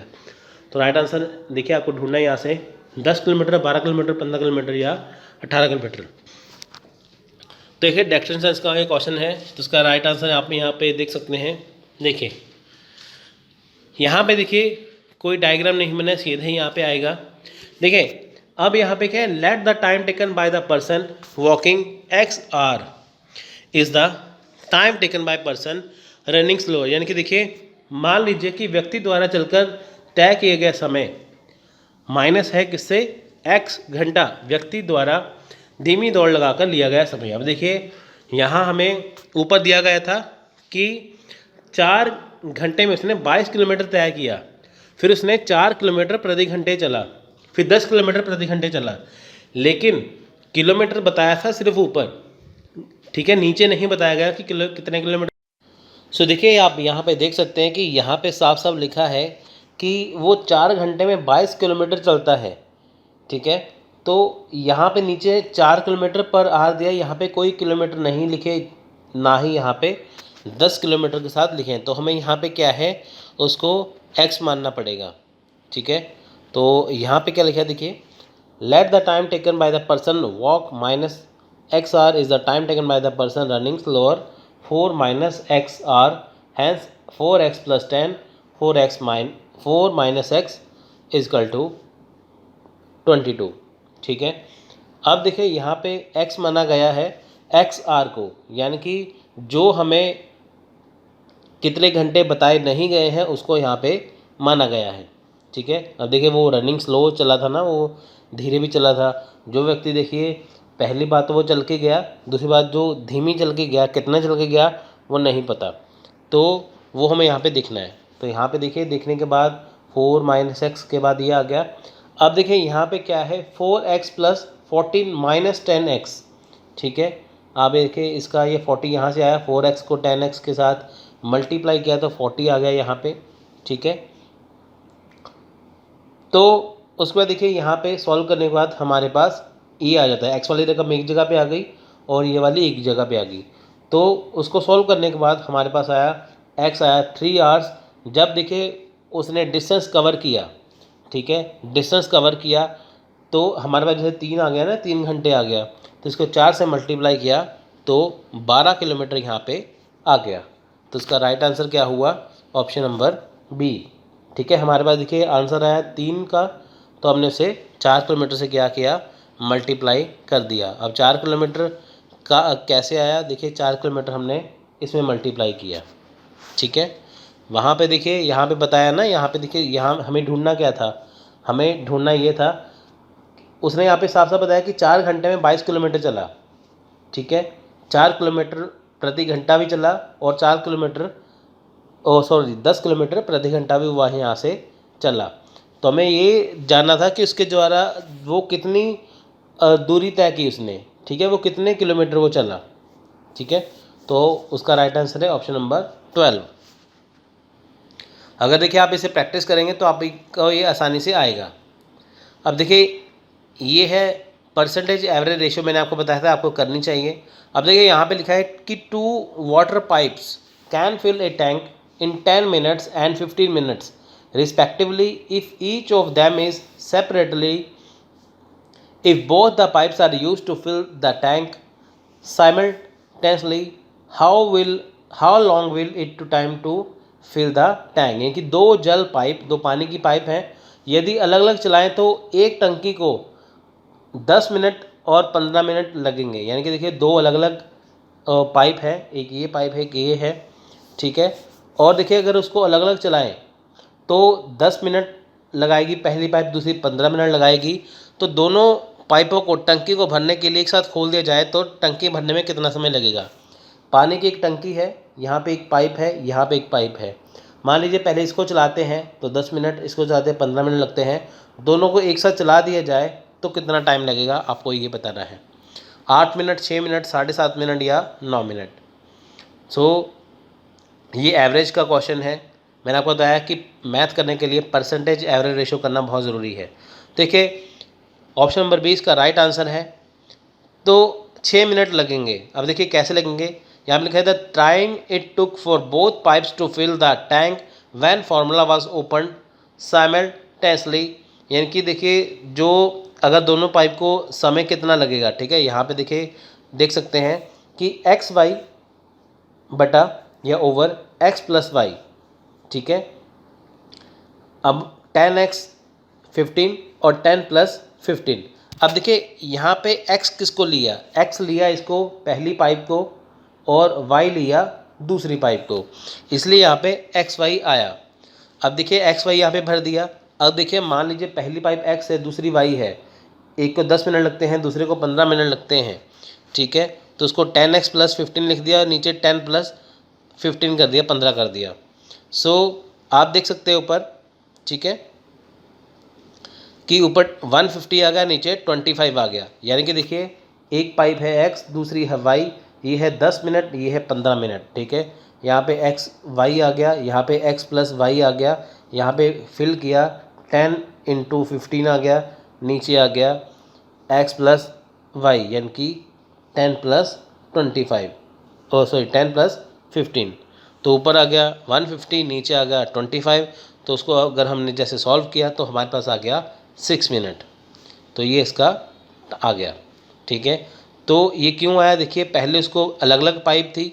अब देखिए आप बोलेंगे वो ऊपर 150 नीचे 25 कैसे आया। आप ये देखिए उसने दो बातें कही हैं। पहली बात यहाँ पे कही है कि पहले एक एक करके भरा जाए फिर इकट्ठे भरा जाए, तो हमने पहले एक एक के ऊपर लिख दिया 10 × 15 लिख दिया, फिर नीचे इकट्ठे लिख दिया, ठीक है। तो ये उसमें आ गया 6 मिनट। सो अगला क्वेश्चन है यहाँ पे लिस्ट 1 लिस्ट 2 का। लिस्ट 1 क्या है, नॉमिनल, ठीक है। सूची 1 को सूची 2 से आपको मैच करना है। यहाँ पे देखिए नामिक, नॉमिनल, ऑर्डिनल, क्रमिक, इंटरवल, अंतराल और रेशियो अनुपात।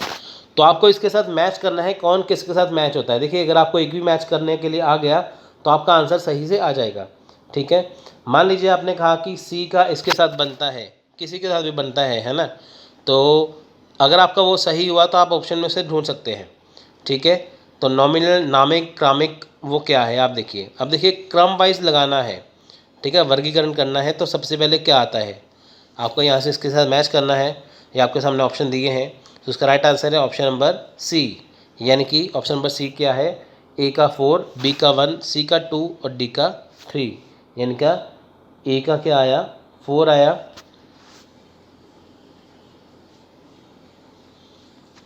यानी कि ए का क्या आया 4, बी का क्या आया 1, ठीक है। नीचे सी का क्या आया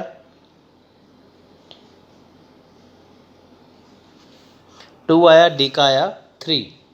सो ये इसकी है कि नॉमिनल जो है वो नामिक जो है वो है क्लासिफिकेशन, वर्गीकरण। उसके बाद ऑर्डिनल, क्रमिक जो है वो है वर्गीकरण और क्रम।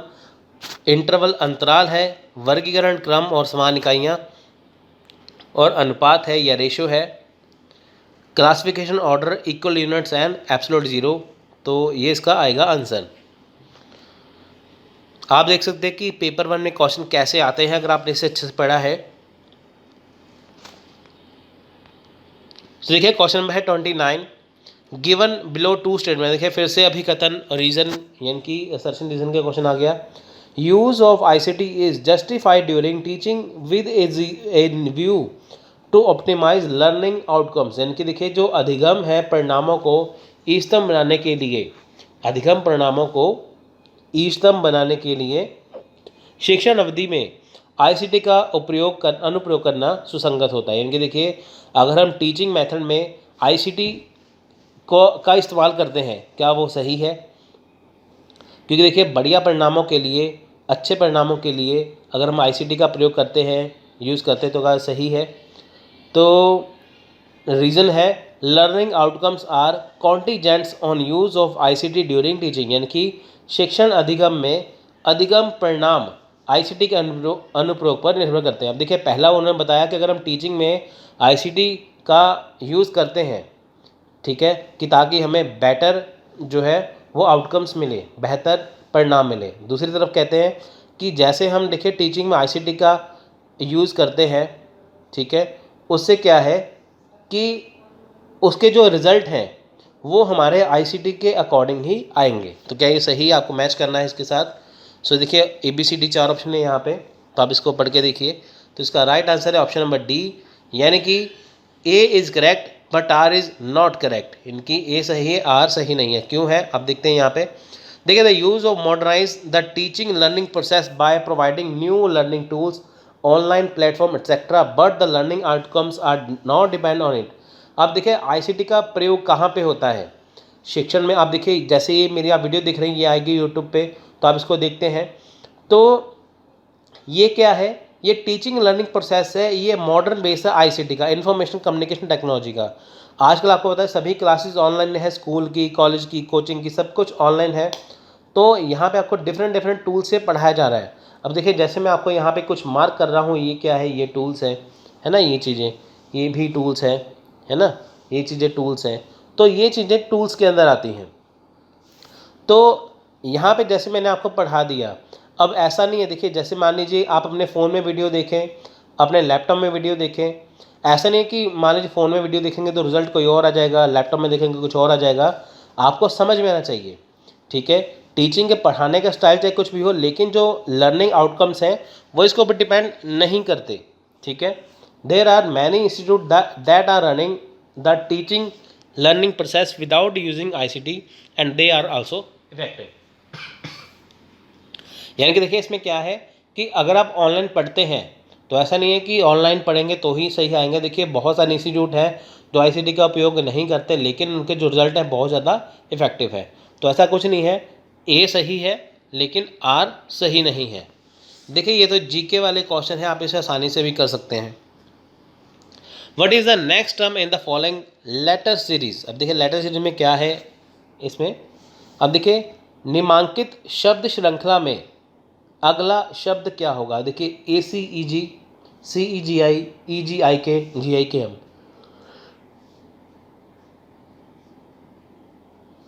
ये 4 ऑप्शन आपको देखिए यहाँ पे इसमें टिक करना है। तो जैसे देखिए नंबर सीरीज है वैसे ही लेटर सीरीज है, आपको यहाँ पे देखना है कि क्या सीरीज़ बन रही है यहाँ पे।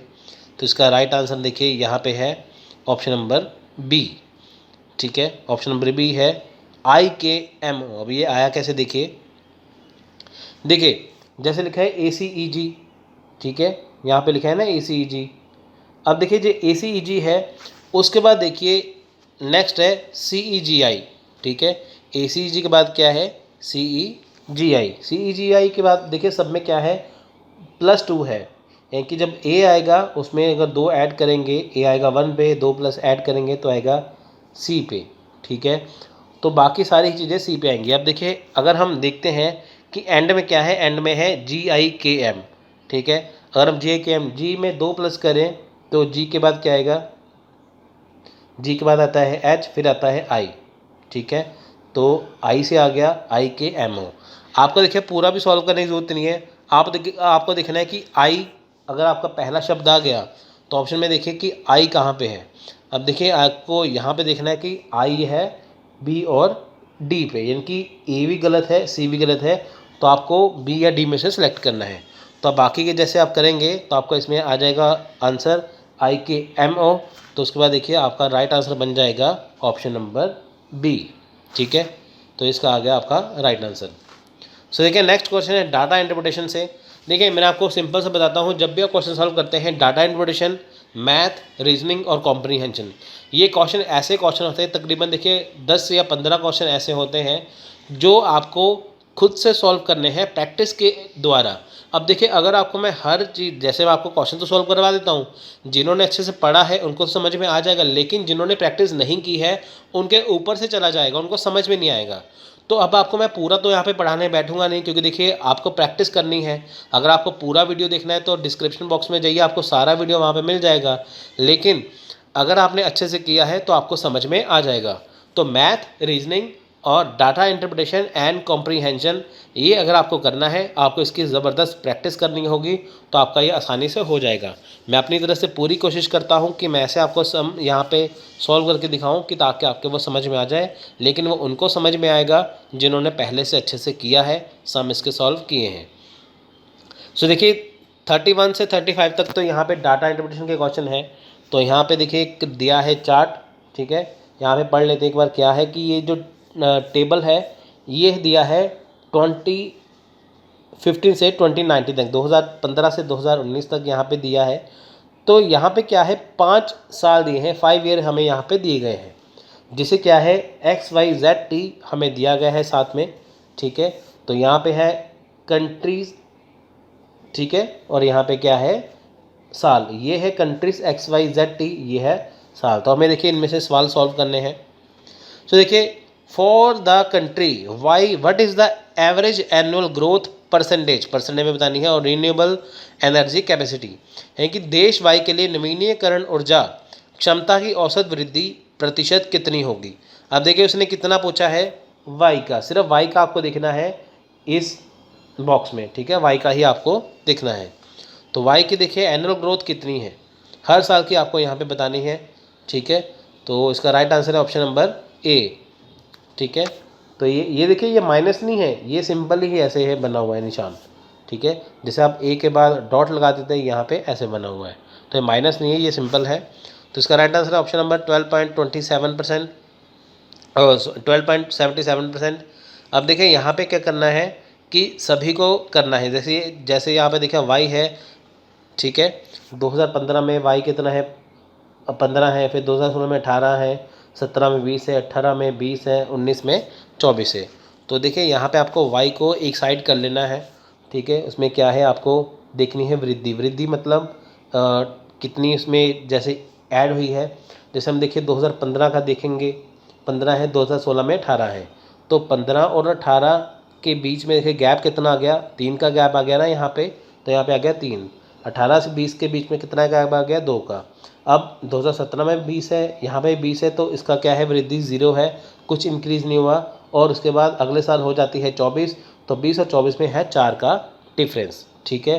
तो अगर देखें यहाँ पे क्या किया है कि परसेंटेज में अगर हमें निकालना है, तो यहाँ तक तो ठीक है, परसेंटेज में निकालना है, क्या करेंगे, जैसे दो इनका जो गैप है 15 और 18 का, जैसे यहाँ पे 3 गैप दिया है, तो गैप को रखेंगे ऊपर और इसके नीचे रखेंगे 15 को और करेंगे 100 से मल्टीप्लाई, ठीक है, तो आ जाएगा आपका 20%। ऐसे ही देखिए आपको 2 वाला 18 के नीचे लगाना है, 0 का 0 आ जाएगा और 4 का आपको 20 के नीचे लगाना है, यानी कि 3 का 15 सबसे ऊपर वाली रकम में लगाना है, 20 का 18 में और 24 का 20 में, तो आपका ये ऐसे परसेंटेज बन जाएगा, ठीक है।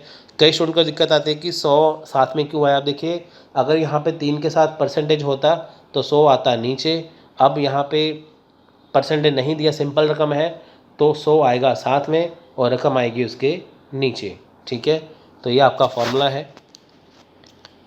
तो यहाँ पे आप देख सकते हैं कि जैसे सॉल्व करने के बाद देखिए आ गया, अब हमने इन सभी को प्लस कर दिया, 20 प्लस 11 प्लस 11.11 प्लस 0 प्लस 20, तो ये आ गया हमारा 51.11%। अब देखिए इसको क्या किया, इसको 4 से डिवाइड कर दिया। 4 से क्यों डिवाइड किया, क्योंकि देखिए यहाँ से क्या है कि अगर आप 4 से डिवाइड, देखिए 4 से डिवाइड किया ऐसे, ठीक है, 4 से क्यों डिवाइड किया, क्योंकि आप यहाँ पे देखेंगे कि इसका हमें जैसे औसत निकालना है, औसत मतलब एवरेज निकालना है, तो देखिए सबसे पहले ऊपर आंसर लिख लिया 51.1। अब देखिए ये 1 है, ये 2 है, ये 3 है, ये 4 है, ठीक है, ये 4 आ गया हमारे पास, तो इसको 4 को काउंट करके नीचे कर दिया, तो इसका आ गया 12.77%, ठीक है। अगर आपने परसेंटेज अच्छे से की है तो आपके सॉल्व हो जाएंगे। देखिए अगर आपने अच्छे से सॉल्व की, अगर आपने अच्छे से परसेंटेज किया है तो आपका ये आसानी से क्वेश्चन के आंसर निकलेंगे।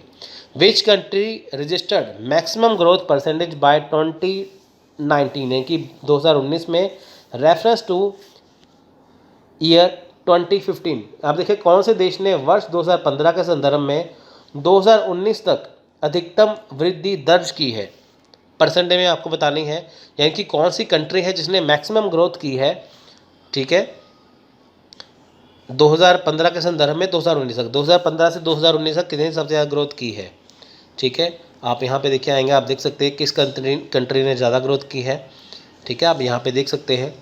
तो इसका जो राइट आंसर है वो ऑप्शन नंबर है सी, ठीक है, यानी कि जेड कंट्री ने। अब देखिए यहाँ पे जेड कंट्री यहाँ पे बनी हुई है, सभी का टोटल करके यहाँ पे आपको देखना पड़ेगा। सो देखिए यहाँ पे क्या है, पहले आपको XYZ आ गए 4 देश, फिर आपको 2015 और 2019 के बीच में आ गया, ठीक है, आपको वो देखना है। तो आप देख सकते हैं यहाँ पे टोटल करने के बाद यहाँ पे इतना आ गया। 2015 का देखिए यहाँ पे जो लगाया है Z का, जैसे इसका आंसर है T, ठीक है। तो यहाँ पे देखिए क्या है कि 2015 में 10 है, 2019 में 22 है, ठीक है, तो इसमें वृद्धि कितनी है, 22 में से अगर हम 10 माइनस करते हैं तो 12 की यहाँ पे है इंक्रीमेंट है, ठीक है, इंक्रीज़ है यहाँ पे। सो इसमें क्या है 9 का है, तो सभी को क्या करेंगे, देखिए जैसे ये 12 आ गया ना, इसका 12 को 10 के साथ करेंगे, फिर 9 को 15 के साथ करेंगे, 12 को 8 के साथ, 8 को 12 के साथ, तो ऐसे करके आपका ये आंसर यहाँ पे आ जाएगा। जो भी आंसर आपका आया तो यहाँ पे बताएंगे कि देश Z ने वर्ष 2015 में, यानी कि कंट्री Z ने 2015 में 2019 तक, ठीक है, सबसे ज़्यादा क्या है परसेंटेज गेन किया है। सो नेक्स्ट क्वेश्चन देखिए, बिटवीन 2016-17, यानी कि 2016-17 के बीच में कौन सी देश ने सबसे ज़्यादा मैक्सिमम जो ग्रोथ है वो रजिस्टर की है रीन्यूएबल एनर्जी में, ठीक है, तो आपको ये बताना है। तो उसका देखिए एक्स टी वाई जेड में आपका right answer option number D. तो देखिए आपको यहाँ क्या करना है कि 2016-17 में आपको बताना है, ठीक है। 2016-17 आप यहाँ पे देखिए चुनिए, 2016 और 17 ये वाले, ठीक है। 2016-17 आपको यहाँ पे चुनना है। तो जैसे आप देखिए इसको चुनेंगे 2016-17 में, ठीक है, तो यहाँ पे सभी देशों का आ जाएगा। 2016-17 में एक्स वाई ने कितना किया, वाई में कितना, यहाँ पे सभी देशों का आ गया। तो इसमें फिर से हमें देखना है गैपिंग कितना है, 2-2 का सब में गैप है, 2-2 का इंक्रीज़ है। तो फिर वही 2 को 13 से, 2 को 18 से, ठीक है, 2 को 10 से, 2 को 13 से करने के बाद देखिए आपको आ जाएगा कि किसने सबसे ज़्यादा परसेंटेज इसमें गेन किया है, ठीक है। सो नेक्स्ट क्वेश्चन देखिए यहाँ पे, in any given year compare to the previous year which country registered maximum growth. पूर्ववर्ती वर्षों की तुलना में किसी दिए गए वर्ष में किस देश या किन देशों ने अधिकतम वृद्धि दर्ज की है। अब देखिए पिछले सालों में हमें काउंट करके देखना है कि कौन से देश सबसे आगे है। तो इसका राइट आंसर है ऑप्शन नंबर डी, ठीक है, एक्स और जेड। अब देखिए यहाँ पे क्या है, हमें बताना है यहाँ पे, ठीक है, यहाँ पे बताना पूर्ववर्ती देशों की तुलना में, वर्ष की तुलना में, है ना। तो यहाँ पे आपको बताना है। देखिए यहाँ पे फिर हमने वही ले लिया, ठीक है, उसका वही आपको करना है, गैपिंग दिखाना है कितना आ गया, तो इसका आंसर आ जाएगा। सो ये था डाटा इंटरप्रिटेशन का क्वेश्चन। अब देखिए हमें करना है यहाँ पे question number 35, taking all 4 countries. अब देखिए ये लास्ट क्वेश्चन है इसका बचा हुआ, taking all 4 countries together what is the overall increase percent in installed capacity of renewable energy in the year 2019 with the reference 2015। सभी चारों देशों को मिलाकर वर्ष 2015 के संदर्भ में वर्ष 2019 में नवीनीकरणीय ऊर्जा की स्थापित क्षमता में समग्र वृद्धि मिलकर कितनी है। अब देखिए यहाँ पे क्या करना है हमें कि यहाँ पे ये बताना है कि सभी चारों देश, यानी कि अगर हम सभी देशों को काउंट कर दें, एक्स वाई जेड और टी को अगर हम काउंट कर दें, तो उसको मिलाने के बाद हमें ये देखना है कि 2015 से 2019 के बीच में सबसे ज़्यादा किसने इंक्रीज़ किया है, ठीक है, कितना परसेंट किया है। तो देखिए सभी देशों को मिलाना है आपस में, आपको टोटल कैपेसिटी देखिए आपको देखनी है कि 2015 में कितनी थी, ठीक है, आपको सभी को यहाँ पे मिलाना है। 2015 का मिला देंगे, फिर 2019 का मिला देंगे, ठीक है। ये मिलाने के बाद देखिए आपका इसका आंसर ये आ गया, ठीक है, उसका आंसर 45 आ गया, माइनस करेंगे तो 41 आ जाएगा, और 41 जो आपका आंसर आएगा उसको आपको 45 से करना है। 45 यहाँ पे क्यों किया, क्योंकि ये 2015 का टोटल है, उसने पूछा ही 2015 से है। तो 41/45 को मल्टीप्लाई करेंगे 100 के साथ, तो 91.11% यहाँ पे आ जाएगा। ऑप्शन नंबर सी इसका राइट आंसर आ जाएगा, ठीक है। सो ये डाटा इंटरप्रिटेशन के क्वेश्चन यहाँ पे ख़त्म होते हैं। तो अब हम करते हैं, what is the full form of abbreviation BIOS, यानी कि BIOS, इसकी फुल फॉर्म क्या है। Big information online system, big basic input output system, binary input output software, या बाइनरी इनर ओपन सॉफ्टवेयर। अब देखिए आपको फुल फॉर्म याद करनी ज़रूरी है, आपको ये पूछते हैं। तो इसका राइट आंसर है बेसिक इनपुट आउटपुट सिस्टम, यानी कि ऑप्शन नंबर बी इसका राइट आंसर है। अब देखिए इसको जानते हैं। देखिए द बायोस, इसकी फुल फॉर्म क्या है, BIOS की basic input output system. The BIOS firmware is a pre install in A personal computer system board. अब देखिए जो BIOS है, जो बेसिक इनपुट आउटपुट सिस्टम है, ये पहले से ही प्री इंस्टॉल होती है, ठीक है, कंप्यूटर सिस्टम के बोर्ड में, जो हमारा बोर्ड होता है, कीबोर्ड होता है। It is the first software to run. अब देखिए ये कंप्यूटर के अंदर पहले ही होता है BIOS, ठीक है, ये कंप्यूटर सिस्टम का जो बोर्ड होता है ना, जिसमें सारे सॉफ्टवेयर लगे होते हैं, है ना, कनेक्ट होते हैं, तो उसमें ये पहले से ऐड होता है। ये फर्स्ट सॉफ्टवेयर है to run automatically when the computer is powered up. अब देखिए जब कंप्यूटर को हम ऑन करते हैं तो ये पहला सॉफ्टवेयर है जो अपने आप ही चलने लग पड़ता है। The interface serves as the de facto standard of basic system. देखिए ये इंटरफेस जो है वो डी फैक्टो स्टैंडर्ड है बेसिक सिस्टम का। जब भी हम कंप्यूटर ऑन करेंगे तो ये सबसे पहले यही चलेगा, ठीक है। तो आपको देखें यहाँ पे डिटेल में भी करवाया जाता है कि ताकि आपका जो क्वेश्चन का आंसर है वो यहीं पे कवर हो जाए। सो देखिए नेक्स्ट क्वेश्चन है under goal 4 of Millennium Development Goals, the reduction sought to be achieved is under 5-year child mortality rate between 1919 to 2050 was the extent of, यानी कि सहस्त्राब्दी विकास लक्ष्यों के तहत लक्ष्य नंबर 4 में वर्ष 1990 से 2015 के बीच 5 वर्ष से कम आयु की बाल मृत्यु दर में प्राप्त की जाने वाली लक्षित कमी कितनी थी। अब देखिए मिलेनियम डेवलपमेंट गोल का गोल नंबर 4 है कि जो शिशु दर है, जो बाल मृत्यु दर है, उसमें कितनी कमी आई है 1990 से 2015 के बीच में। सो देखिए ऑप्शन नंबर ए है हाफ आधी, 1/3 एक तिहाई, 2/3 दो तिहाई या 3/4 तीन चौथाई। राइट आंसर है ऑप्शन नंबर सी यानी कि 2 तिहाई। इन गोल 4 under millennium development goal the target reduction in the child mortality under the age of 5 was 2/3 between 1990 to 2015। 1990-2015 के बीच में क्या है कि जो रिडक्शन है वो आई है 2 तिहाई 2/3। नेक्स्ट है which of the following sampling techniques in research employ randomisation and equal probability of drawing the units. अब देखिए शोध में निम्नलिखित में से कौन सी प्रतिदर्श तकनीक में इकाइयों को निकलने में यादृच्छिकरण और समान संभाव्यता होती है।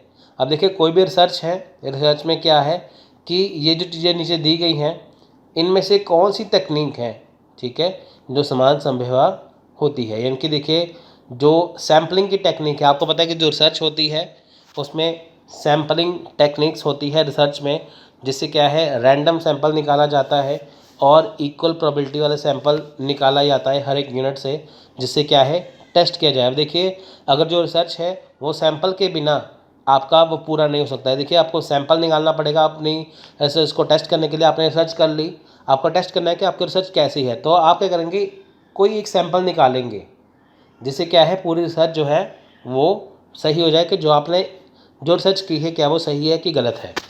अब देखिए इसका क्या बनेगा कि अगर हम रैंडम जैसे हम सैम्पलिंग टेक्निक्स अपनाते हैं, ठीक है, रैंडमाइजेशन करते हैं, रैंडम सैम्पलिंग करते हैं, तो क्या होता है देखिए quota sampling, snowball sampling, stratified sampling, dimensional sampling, cluster sampling, ठीक है। सो हिंदी में कहते हैं अनुपातिक प्रतिदर्श चयन, स्नोबॉल प्रतिदर्शन चयन, स्तरित प्रतिदर्श चयन, विमात्मक प्रतिदर्श चयन या गुच्छ प्रतिदर्श चयन। हिंदी में बहुत अजीब नाम है, थोड़े मुश्किल है।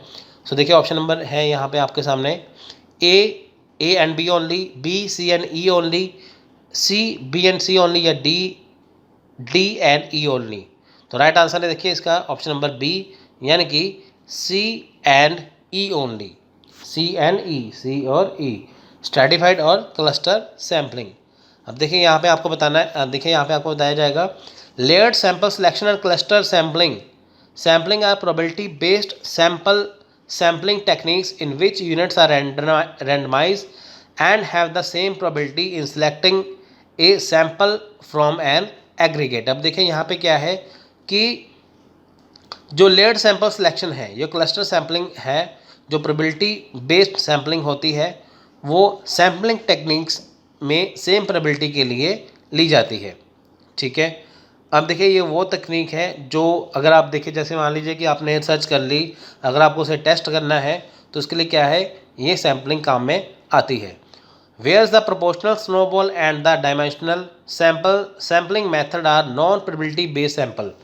अब देखिए पहला क्या है कि जो क्लस्टर सैम्पलिंग है और जो लेयर्ड सैंपल सिलेक्शन है वो प्रोबेबिलिटी बेस्ड होता है।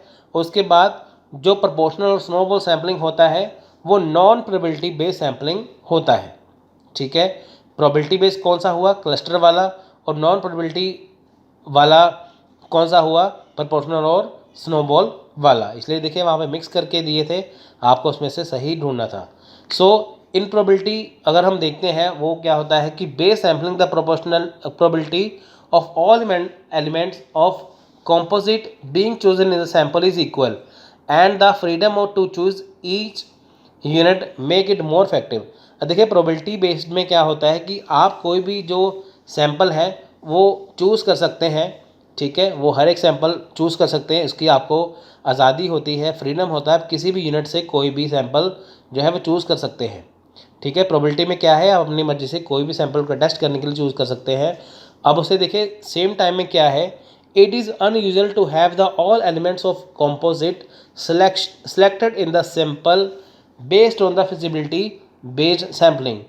this quantity of dilution makes the sampling method weak। अब देखिए जैसे आपको फ्रीडम है कि आप कोई भी सैंपल चूज़ कर सकते हैं किसी भी यूनिट से मोर इफेक्टिव बनाने के लिए, ठीक है। अगर आपको देखिए ज़्यादा सैंपल टेस्ट करने, आपको देखना है कि आपने सर्च कर ली, आपको हर एक यूनिट में से सैंपल टेस्ट करना है, तो आपको फ्रीडम है, आप कर सकते हैं। देखिए उसी टाइम में अनयूजल, जैसे देखिए बहुत सारे एलिमेंट्स हैं अनयूजल हो जाते हैं जो सैंपल बेस्ड होते हैं, आपका वो सैंपल वीक कर देते हैं।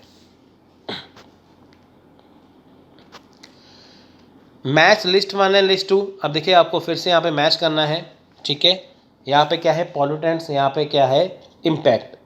देखिए वही चीज़ आई, carbon dioxide, carbon monoxide, nitrogen oxide और बेंजाइन एंड हाइड्रोकार्बन। अब देखिए आपको इसके साथ मैच करना है, ये है पॉल्यूटेंट्स, ये है इम्पैक्ट। पॉल्यूटेंट्स देखिए वो चीज़ होती है जो पोल्यूशन को फैलाते हैं, इनके पोल्यूशन किनके कारण फैलता है, पॉल्यूटेंट्स के कारण, यानी कि प्रदूषक के कारण। अब आपको इनके साथ मैच करना है, देखिए तो इसका जो राइट आंसर है आपको यहाँ से सिलेक्ट करना है ABCD में से। राइट आंसर है ऑप्शन नंबर बी, यानी कि A का 4, B का 3, C का 1 और D का 2। यानी कि देखिए कार्बन डाई जो ऑक्साइड है वो कंट्रीब्यूशन करती है global warming as a greenhouse gas, ठीक है। उसके बाद कार्बन मोनोऑक्साइड देखिए toxic and can cause respiratory disease.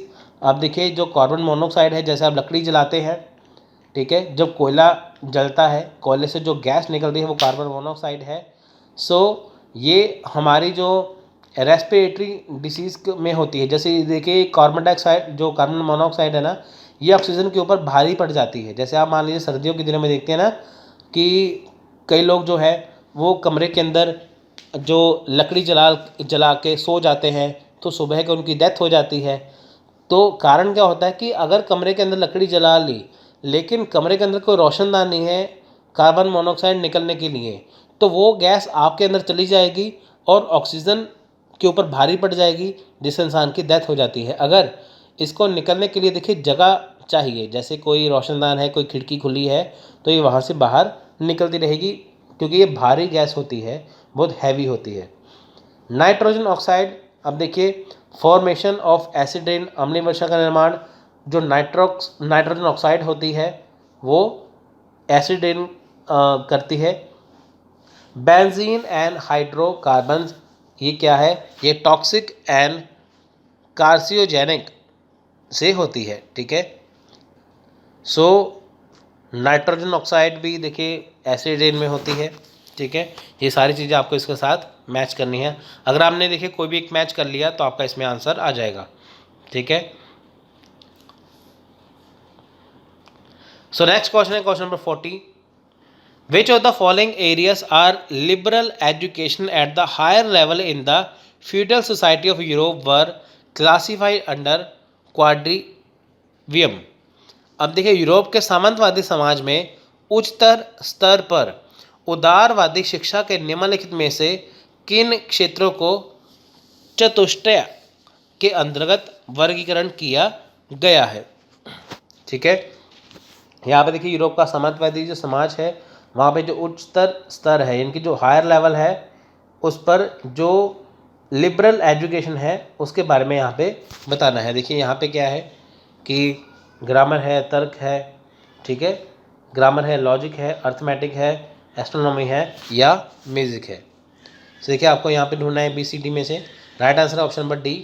तो देखिए यहाँ पे क्या है कि जो फ्यूडल सोसाइटी है यूरोप की, तो वहाँ पे कौन से एरिया को सबसे पहले देखिए यहाँ पे लिबरल एजुकेशन में फॉलो किया जाता है, अर्थमेटिक को एस्ट्रोनॉमी में और म्यूजिक में। ठीक है, यानी कि जो यूरोप की जो लिबरल एजुकेशन है वहाँ पे अर्थमेटिक, एस्ट्रोनॉमी और म्यूजिक बहुत ज़्यादा ज़रूरी है, इंपॉर्टेंट है। अब देखिए असर्शन रीजन का क्वेश्चन यहाँ पे आ गया। देखिए असर्शन है अभिकथन, if there is a contestation between Shruti and Smriti, Shruti prevails over Smriti. यदि श्रुति और स्मृति के बीच प्रतिस्पर्धा होती है तो श्रुति स्मृति से अधिक प्रभावी होती है। यहाँ कि अगर हमें देखना है श्रुति क्या है, स्मृति क्या है, ठीक है, श्रुति स्मृति क्या है, जो आपस में अगर इनके बीच में कंपटीशन होता है, देखना है दोनों में से बेस्ट क्या है, तो श्रुति स्मृति से अधिक प्रभावी है। Shruti represent the philosophical aspects of Vedas and Upanishad, while Smriti is an application of the philosophical idea. श्रुति वेदों और उपनिषदों के दार्शनिक पहलुओं को दर्शाती है, जबकि स्मृति दार्शनिक विचारों का अनुप्रयोग है। तो आपको बताना है कि श्रुति और स्मृति में अगर दोनों में से बेस्ट कहा जाए तो श्रुति स्मृति से ज़्यादा बेस्ट है, श्रुति वेदों से है, उपनिषदों से है, और स्मृति जबकि दार्शनिक उपचारों से, फिलोसफिकल आइडिया से है। तो आपको बताना है ABCD में से क्या सही है। इसका right answer option number B, both A and R correct और R is a correct explanation of A. देखिए आर और ए दोनों सही है और आर ए की सही व्याख्या है। श्रुति हमें देखिए वेदों और उपनिषदों से मिलती है, ठीक है, वेद और देखिए हमारे पास वेद 4 तरह के हैं, ऋग्वेद, अर्थवेद, यजुर्वेद और सामवेद। उपनिषद किसे कहते हैं, देखिए उपनिषद उसे कहते हैं जैसे जो ऋषि होते हैं ना, ऋषि मुनि पहले ज़माने में होते थे, जो उनकी बाणी, जो उनके कहे गए जो शब्द होते थे, होता क्या था, उपनिषद का मतलब है कि जो ऋषि है उनके वचनों को, उनके प्रवचनों को नीचे बैठ के सुनना, जैसे होता है ना, जैसे यानी कि जहाँ पे ऋषि मुनि बैठे हैं, ठीक है, यहाँ पे नीचे बैठ के सुनना, ठीक है, उसको दर्ज किया गया उपनिषदों में।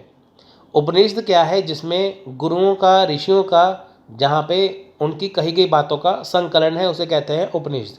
अब देखिए श्रुति वेदों और उपनिषदों में है, स्मृति क्या है, दार्शनिक विचारों में, फिलोसफिकल आइडिया में।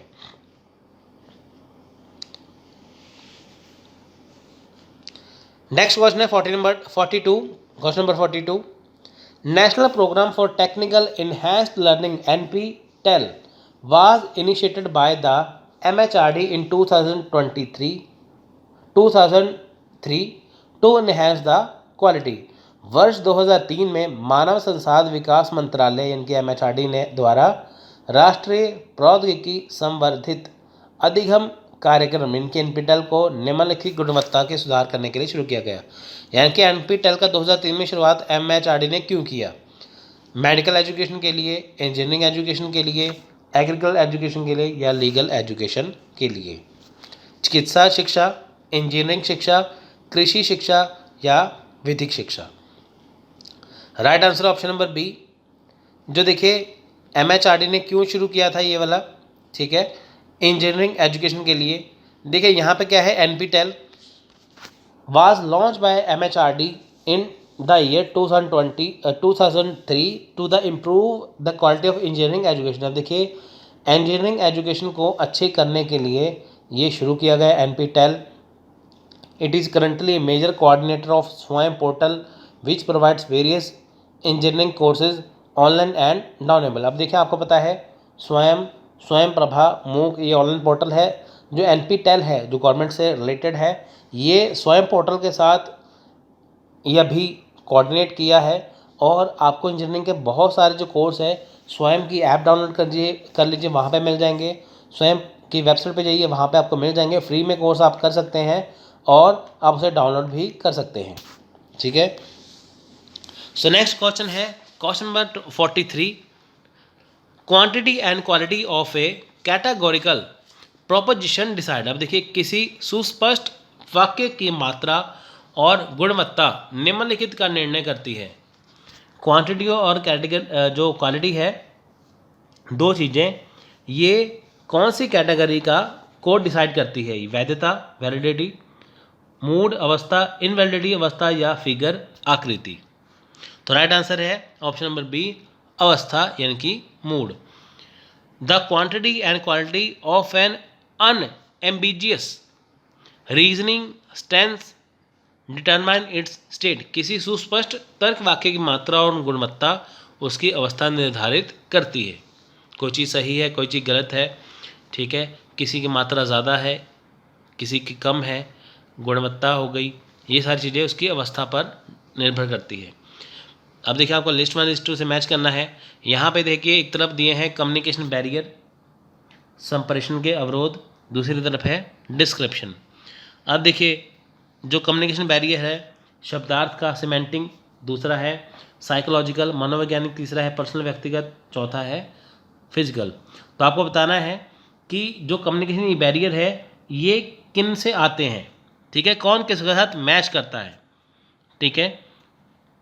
जैसे शब्दार्थ है वो किसके साथ मैच करेंगे, ठीक है।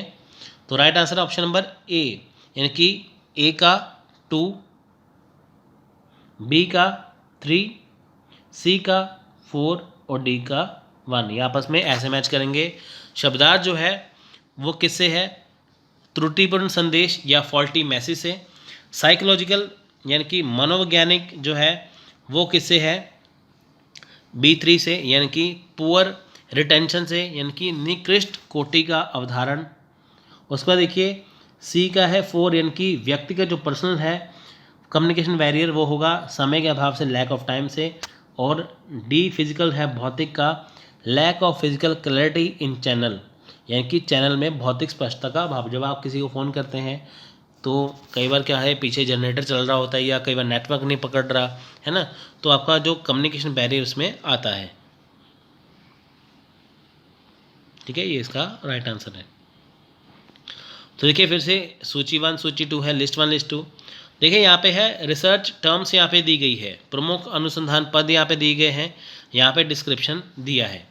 आपको बताना है कि शोध समस्या किससे मैच करेगी, एक रिसर्च प्रॉब्लम, रिसर्च हाइपोथेसिस शोध परिकल्पना किससे है, सैंपल ऑफ स्टडी अध्ययन का प्रतिदर्श, और रिसर्च टूल किससे मैच करेगा, ठीक है, आपको इसके साथ मैच करना है। अब इसका एक बार स्क्रीनशॉट खींच के देख लीजिए, वीडियो को पॉज करके देखिए, तो इसका हम राइट आंसर यहाँ पे बताएंगे, ठीक है। तो इसका राइट आंसर है, देखिए यहाँ पे आपको सेलेक्ट करना है, इसका राइट आंसर है ऑप्शन नंबर बी, यानी कि A4 B3 C2 1 D1, ठीक है। जो रिसर्च प्रॉब्लम है शोध समस्या वो आती है the research question which has to be answered. अब देखिए शोध प्रश्न जिसका उत्तर दिया जाता है, शोध समस्या देखिए उससे ही है, ठीक है। देखिए जिस शोध प्रश्न का उत्तर दे दिया। अब देखिए शोध समस्या इसलिए तो होती है, जैसे मान लीजिए आपको कोई प्रॉब्लम आए तो आपको उसका हल ढूंढना है तो क्वेश्चन का आंसर देंगे ना। Research hypothesis a tentative solution और answer to a research question, देखिए किसी शोध प्रश्न का कोई अनंतिम समाधान या उत्तर, ये आता है शोध परिकल्पना में। सैंपल ऑफ स्टडी यानी कि a subset drawn from defined sector aggregate, किसी परिभाषित समुच्चय या समग्र में से लिया गया उप समुच्चय। लास्ट है रिसर्च टूल शोध उपकरण, ये आते हैं device using which data are gathered, यानी कि प्रविधियाँ जिनका प्रयोग करके आंकड़े एकत्रित किए जाते हैं, ये आते हैं रिसर्च टूल में। अब देखिए रिसर्च टूल में बहुत सारी चीज़ें आती हैं, जो आपको रिसर्च करनी है उसके लिए डाटा इकट्ठा करना है, सब कुछ आता है, तो वो डिवाइसेज जो डाटा इकट्ठा करती हैं वो आती हैं रिसर्च टूल के अंदर। सो नेक्स्ट क्वेश्चन है the phrase TL model of teaching implies that, शिक्षा के TL मॉडल का अर्थ क्या है। TL model teaching and learning are integrally related acts, यानी कि शिक्षण और अधिगम अभिन्न रूप से संबंधित हैं। Teaching and learning are independent act, शिक्षण और अधिगम निराश्रित कार्य हैं, इनकी आपस में से अलग है। टीचिंग एम्स एट लर्निंग, शिक्षण का लक्ष्य अधिगम है, या टीचिंग कॉज लर्निंग, शिक्षण अधिगम का कारण है शिक्षण, ठीक है। तो आपको बताना है टीचिंग लर्निंग जो क्या होती है। Right answer option number A, teaching and learning are integrally related acts. अब देखिए ये दोनों आपस में जुड़े हैं। अब देखिए टीचिंग लर्निंग क्या है, एक तरफ है टीचर, एक तरफ है स्टूडेंट्स, ठीक है। अब टीचर टीचिंग के द्वारा बच्चों को पढ़ाएगा, बच्चे अपना फीडबैक देंगे, तो ऐसे ही ये चलता जाएगा, तो ये आपस में कनेक्टेड है। अब ऐसे नहीं कि टीचर क्लास में आ गए तो खाली बेंच को थोड़ी पढ़ाएंगे, खाली डेस्क थोड़ी पढ़ाएंगे वो, है ना। अगर क्लास में बच्चे नहीं है तो टीचिंग इस काम की। अगर क्लास में बच्चे हैं तो टीचर नहीं है तो वो किस काम का, इसलिए आपस में दोनों क्या है, ये जुड़े हुए हैं। ठीक है, देखिए फिर से इसमें वही बात आएगी जो आपको मैं ऑलरेडी बता चुका हूँ, फिर भी आप देख लो। Teaching learning and learning are often integral in the model. It describe the teaching and learning environment, teacher and student behaviour. देखिए टीचर का जो स्टूडेंट का बिहेवियर है ये आपस में कनेक्टेड है। These are helpful in the pre and post teaching planning in the teaching implementation. अब देखिए pre and post teaching planning क्या है। प्री प्लानिंग होती है जब टीचर क्लास में एंटर करने से पहले बच्चों के लिए लेसन तैयार करते हैं, और पोस्ट प्लानिंग होती है कि मान लीजिए टीचर ने बच्चों को पढ़ा दिया लेकिन बच्चों को समझ नहीं आया, अब बच्चों को फिर से ऐसे पढ़ाना है टीचर को कि ताकि उनको समझ में आ जाए। तो प्री प्लानिंग अच्छे से समझ में आया, कैसे तैयार करना है, इनकी क्लास में एंटर होने से पहले प्री प्लानिंग होती है, क्लास में लेक्चर देने के बाद पोस्ट प्लानिंग होती है। ठीक है, which play an instrumental role in providing accessible learning to the students. ठीक है, ये सबसे आसान काम हो जाता है टीचर स्टूडेंट के लिए, इसलिए टीचिंग एंड लर्निंग क्या है, आपस में जुड़ी है। देखिए 47 नंबर क्वेश्चन है, from the following list of the learner characteristics identify those which are associated with field independent learners. अधिगमकर्ता की निम्नलिखित विशेषताओं में से उन विशेषताओं की पहचान करिए जो क्षेत्र स्वायत्त अधिगमकर्ता से संबंधित है। यानी कि आपको देखिए अधिगमकर्ता की यानी कि जो लर्नर है, लर्नर कैरेक्टरिस्टिक्स जो है आपको देखिए वो फाइंड करने हैं जो इंडिपेंडेंट है। ठीक है, तो यहाँ पे देखने आपको ऑप्शन नंबर यहाँ पे देखिए, यहाँ पे ए बताया गया है, focus on fact and principle, सिद्धांतों पर ध्यान केंद्रित करना, perceive global aspects of concept and material, इनके अवधारणाओं और सामग्रियों के वैश्विक पहलुओं को समझाता है, prefer and likes to complete, प्रतिस्पर्धा करने को अधिमानता देता और पसंद करता है, can organise information by himself या हरसेल्फ, स्वयं द्वारा सूचना विकसित कर सकता है, लाइक्स टू कोऑपरेट यानी कि सहयोग करना पसंद करना। अब देखिए आपको यहाँ पे बताना है कि जो लर्नर होता है, जो अधिगमकर्ता होता है, उनमें से इनकी क्या विशेषताएं होती हैं, आपको इनमें से उनकी क्वालिटी देखनी है।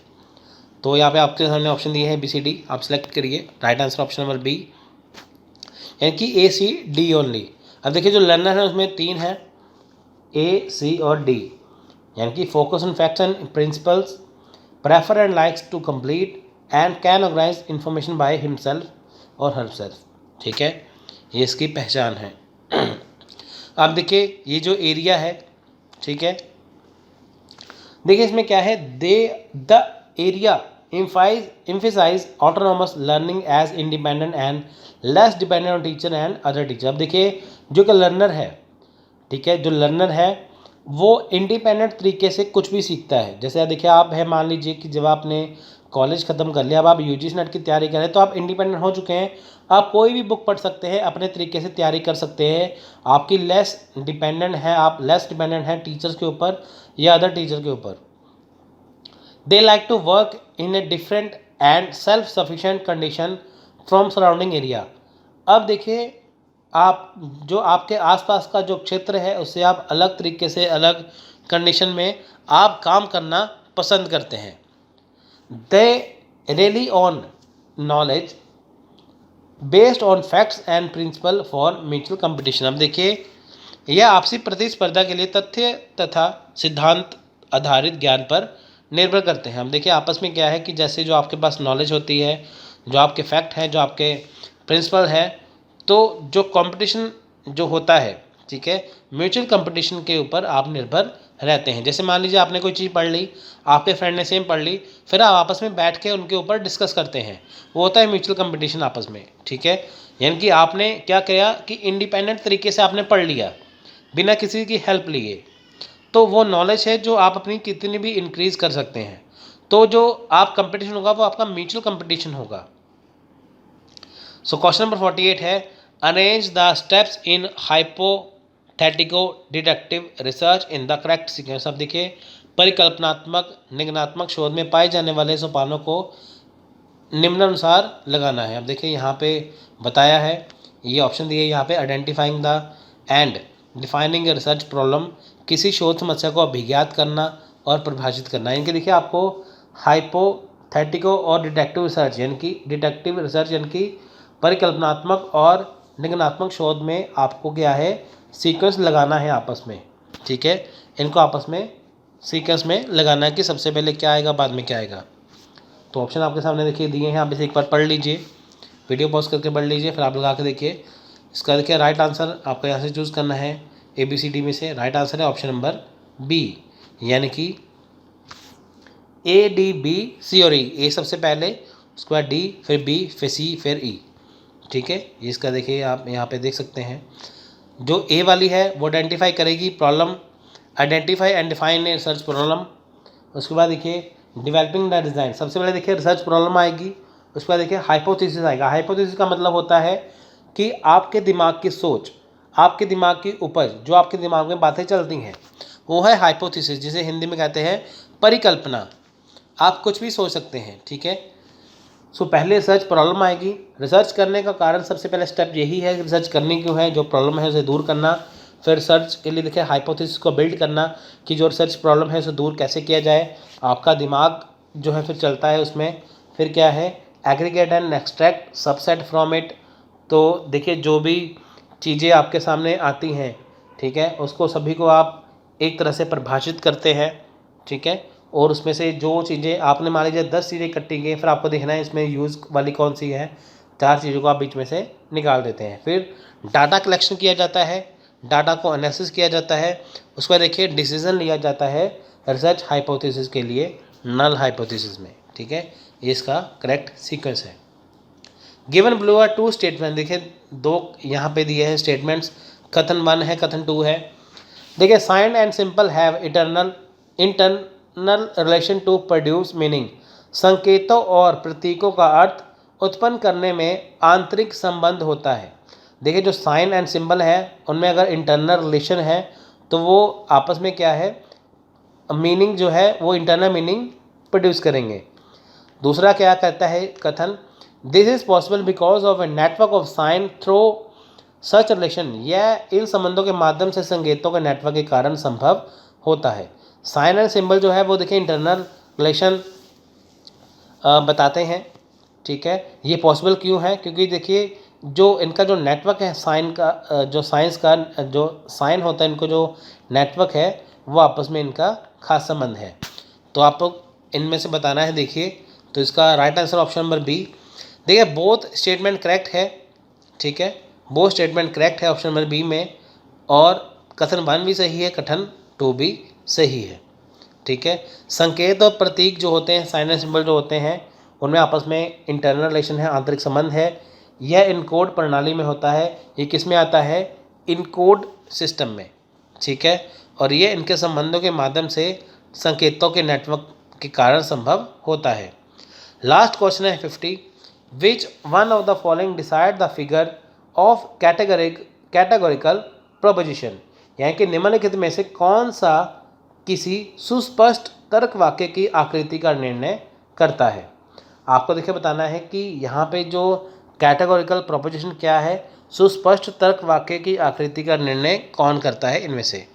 मेजर टर्म, माइनर टर्म, कॉपुला या मिडिल टर्म, प्रमुख पद, सूक्ष्म पद, संयोजक या मध्यम पद। तो राइट आंसर है option number D, middle term. देखिए जो मिडिल टर्म होती है, ठीक है, जो मिडिल टर्म होती है वो कैटेगोरिकल प्रोपोजिशन में आता है, ठीक है। The middle term decide the shape of an explicit argument, मध्यम पद किसी स्पष्ट तर्कवाक्य की आकृति का निर्णय करती है। देखिए मिडिल टर्म क्या है, मिडिल टर्म बीच का। अब कहते हैं कि ये चीज़ अच्छी है, ये चीज़ बुरी है, ये अच्छी है, ये बुरी है। मिडिल टर्म क्या आ गया, जो बताएगी कि उसकी शेप क्या होगी, वो अच्छी है या बुरी है वो चीज़। सो ये थे आज के क्वेश्चन। आपको मैंने देखिए पूरा पेपर इसमें मैंने बता दिया। वीडियो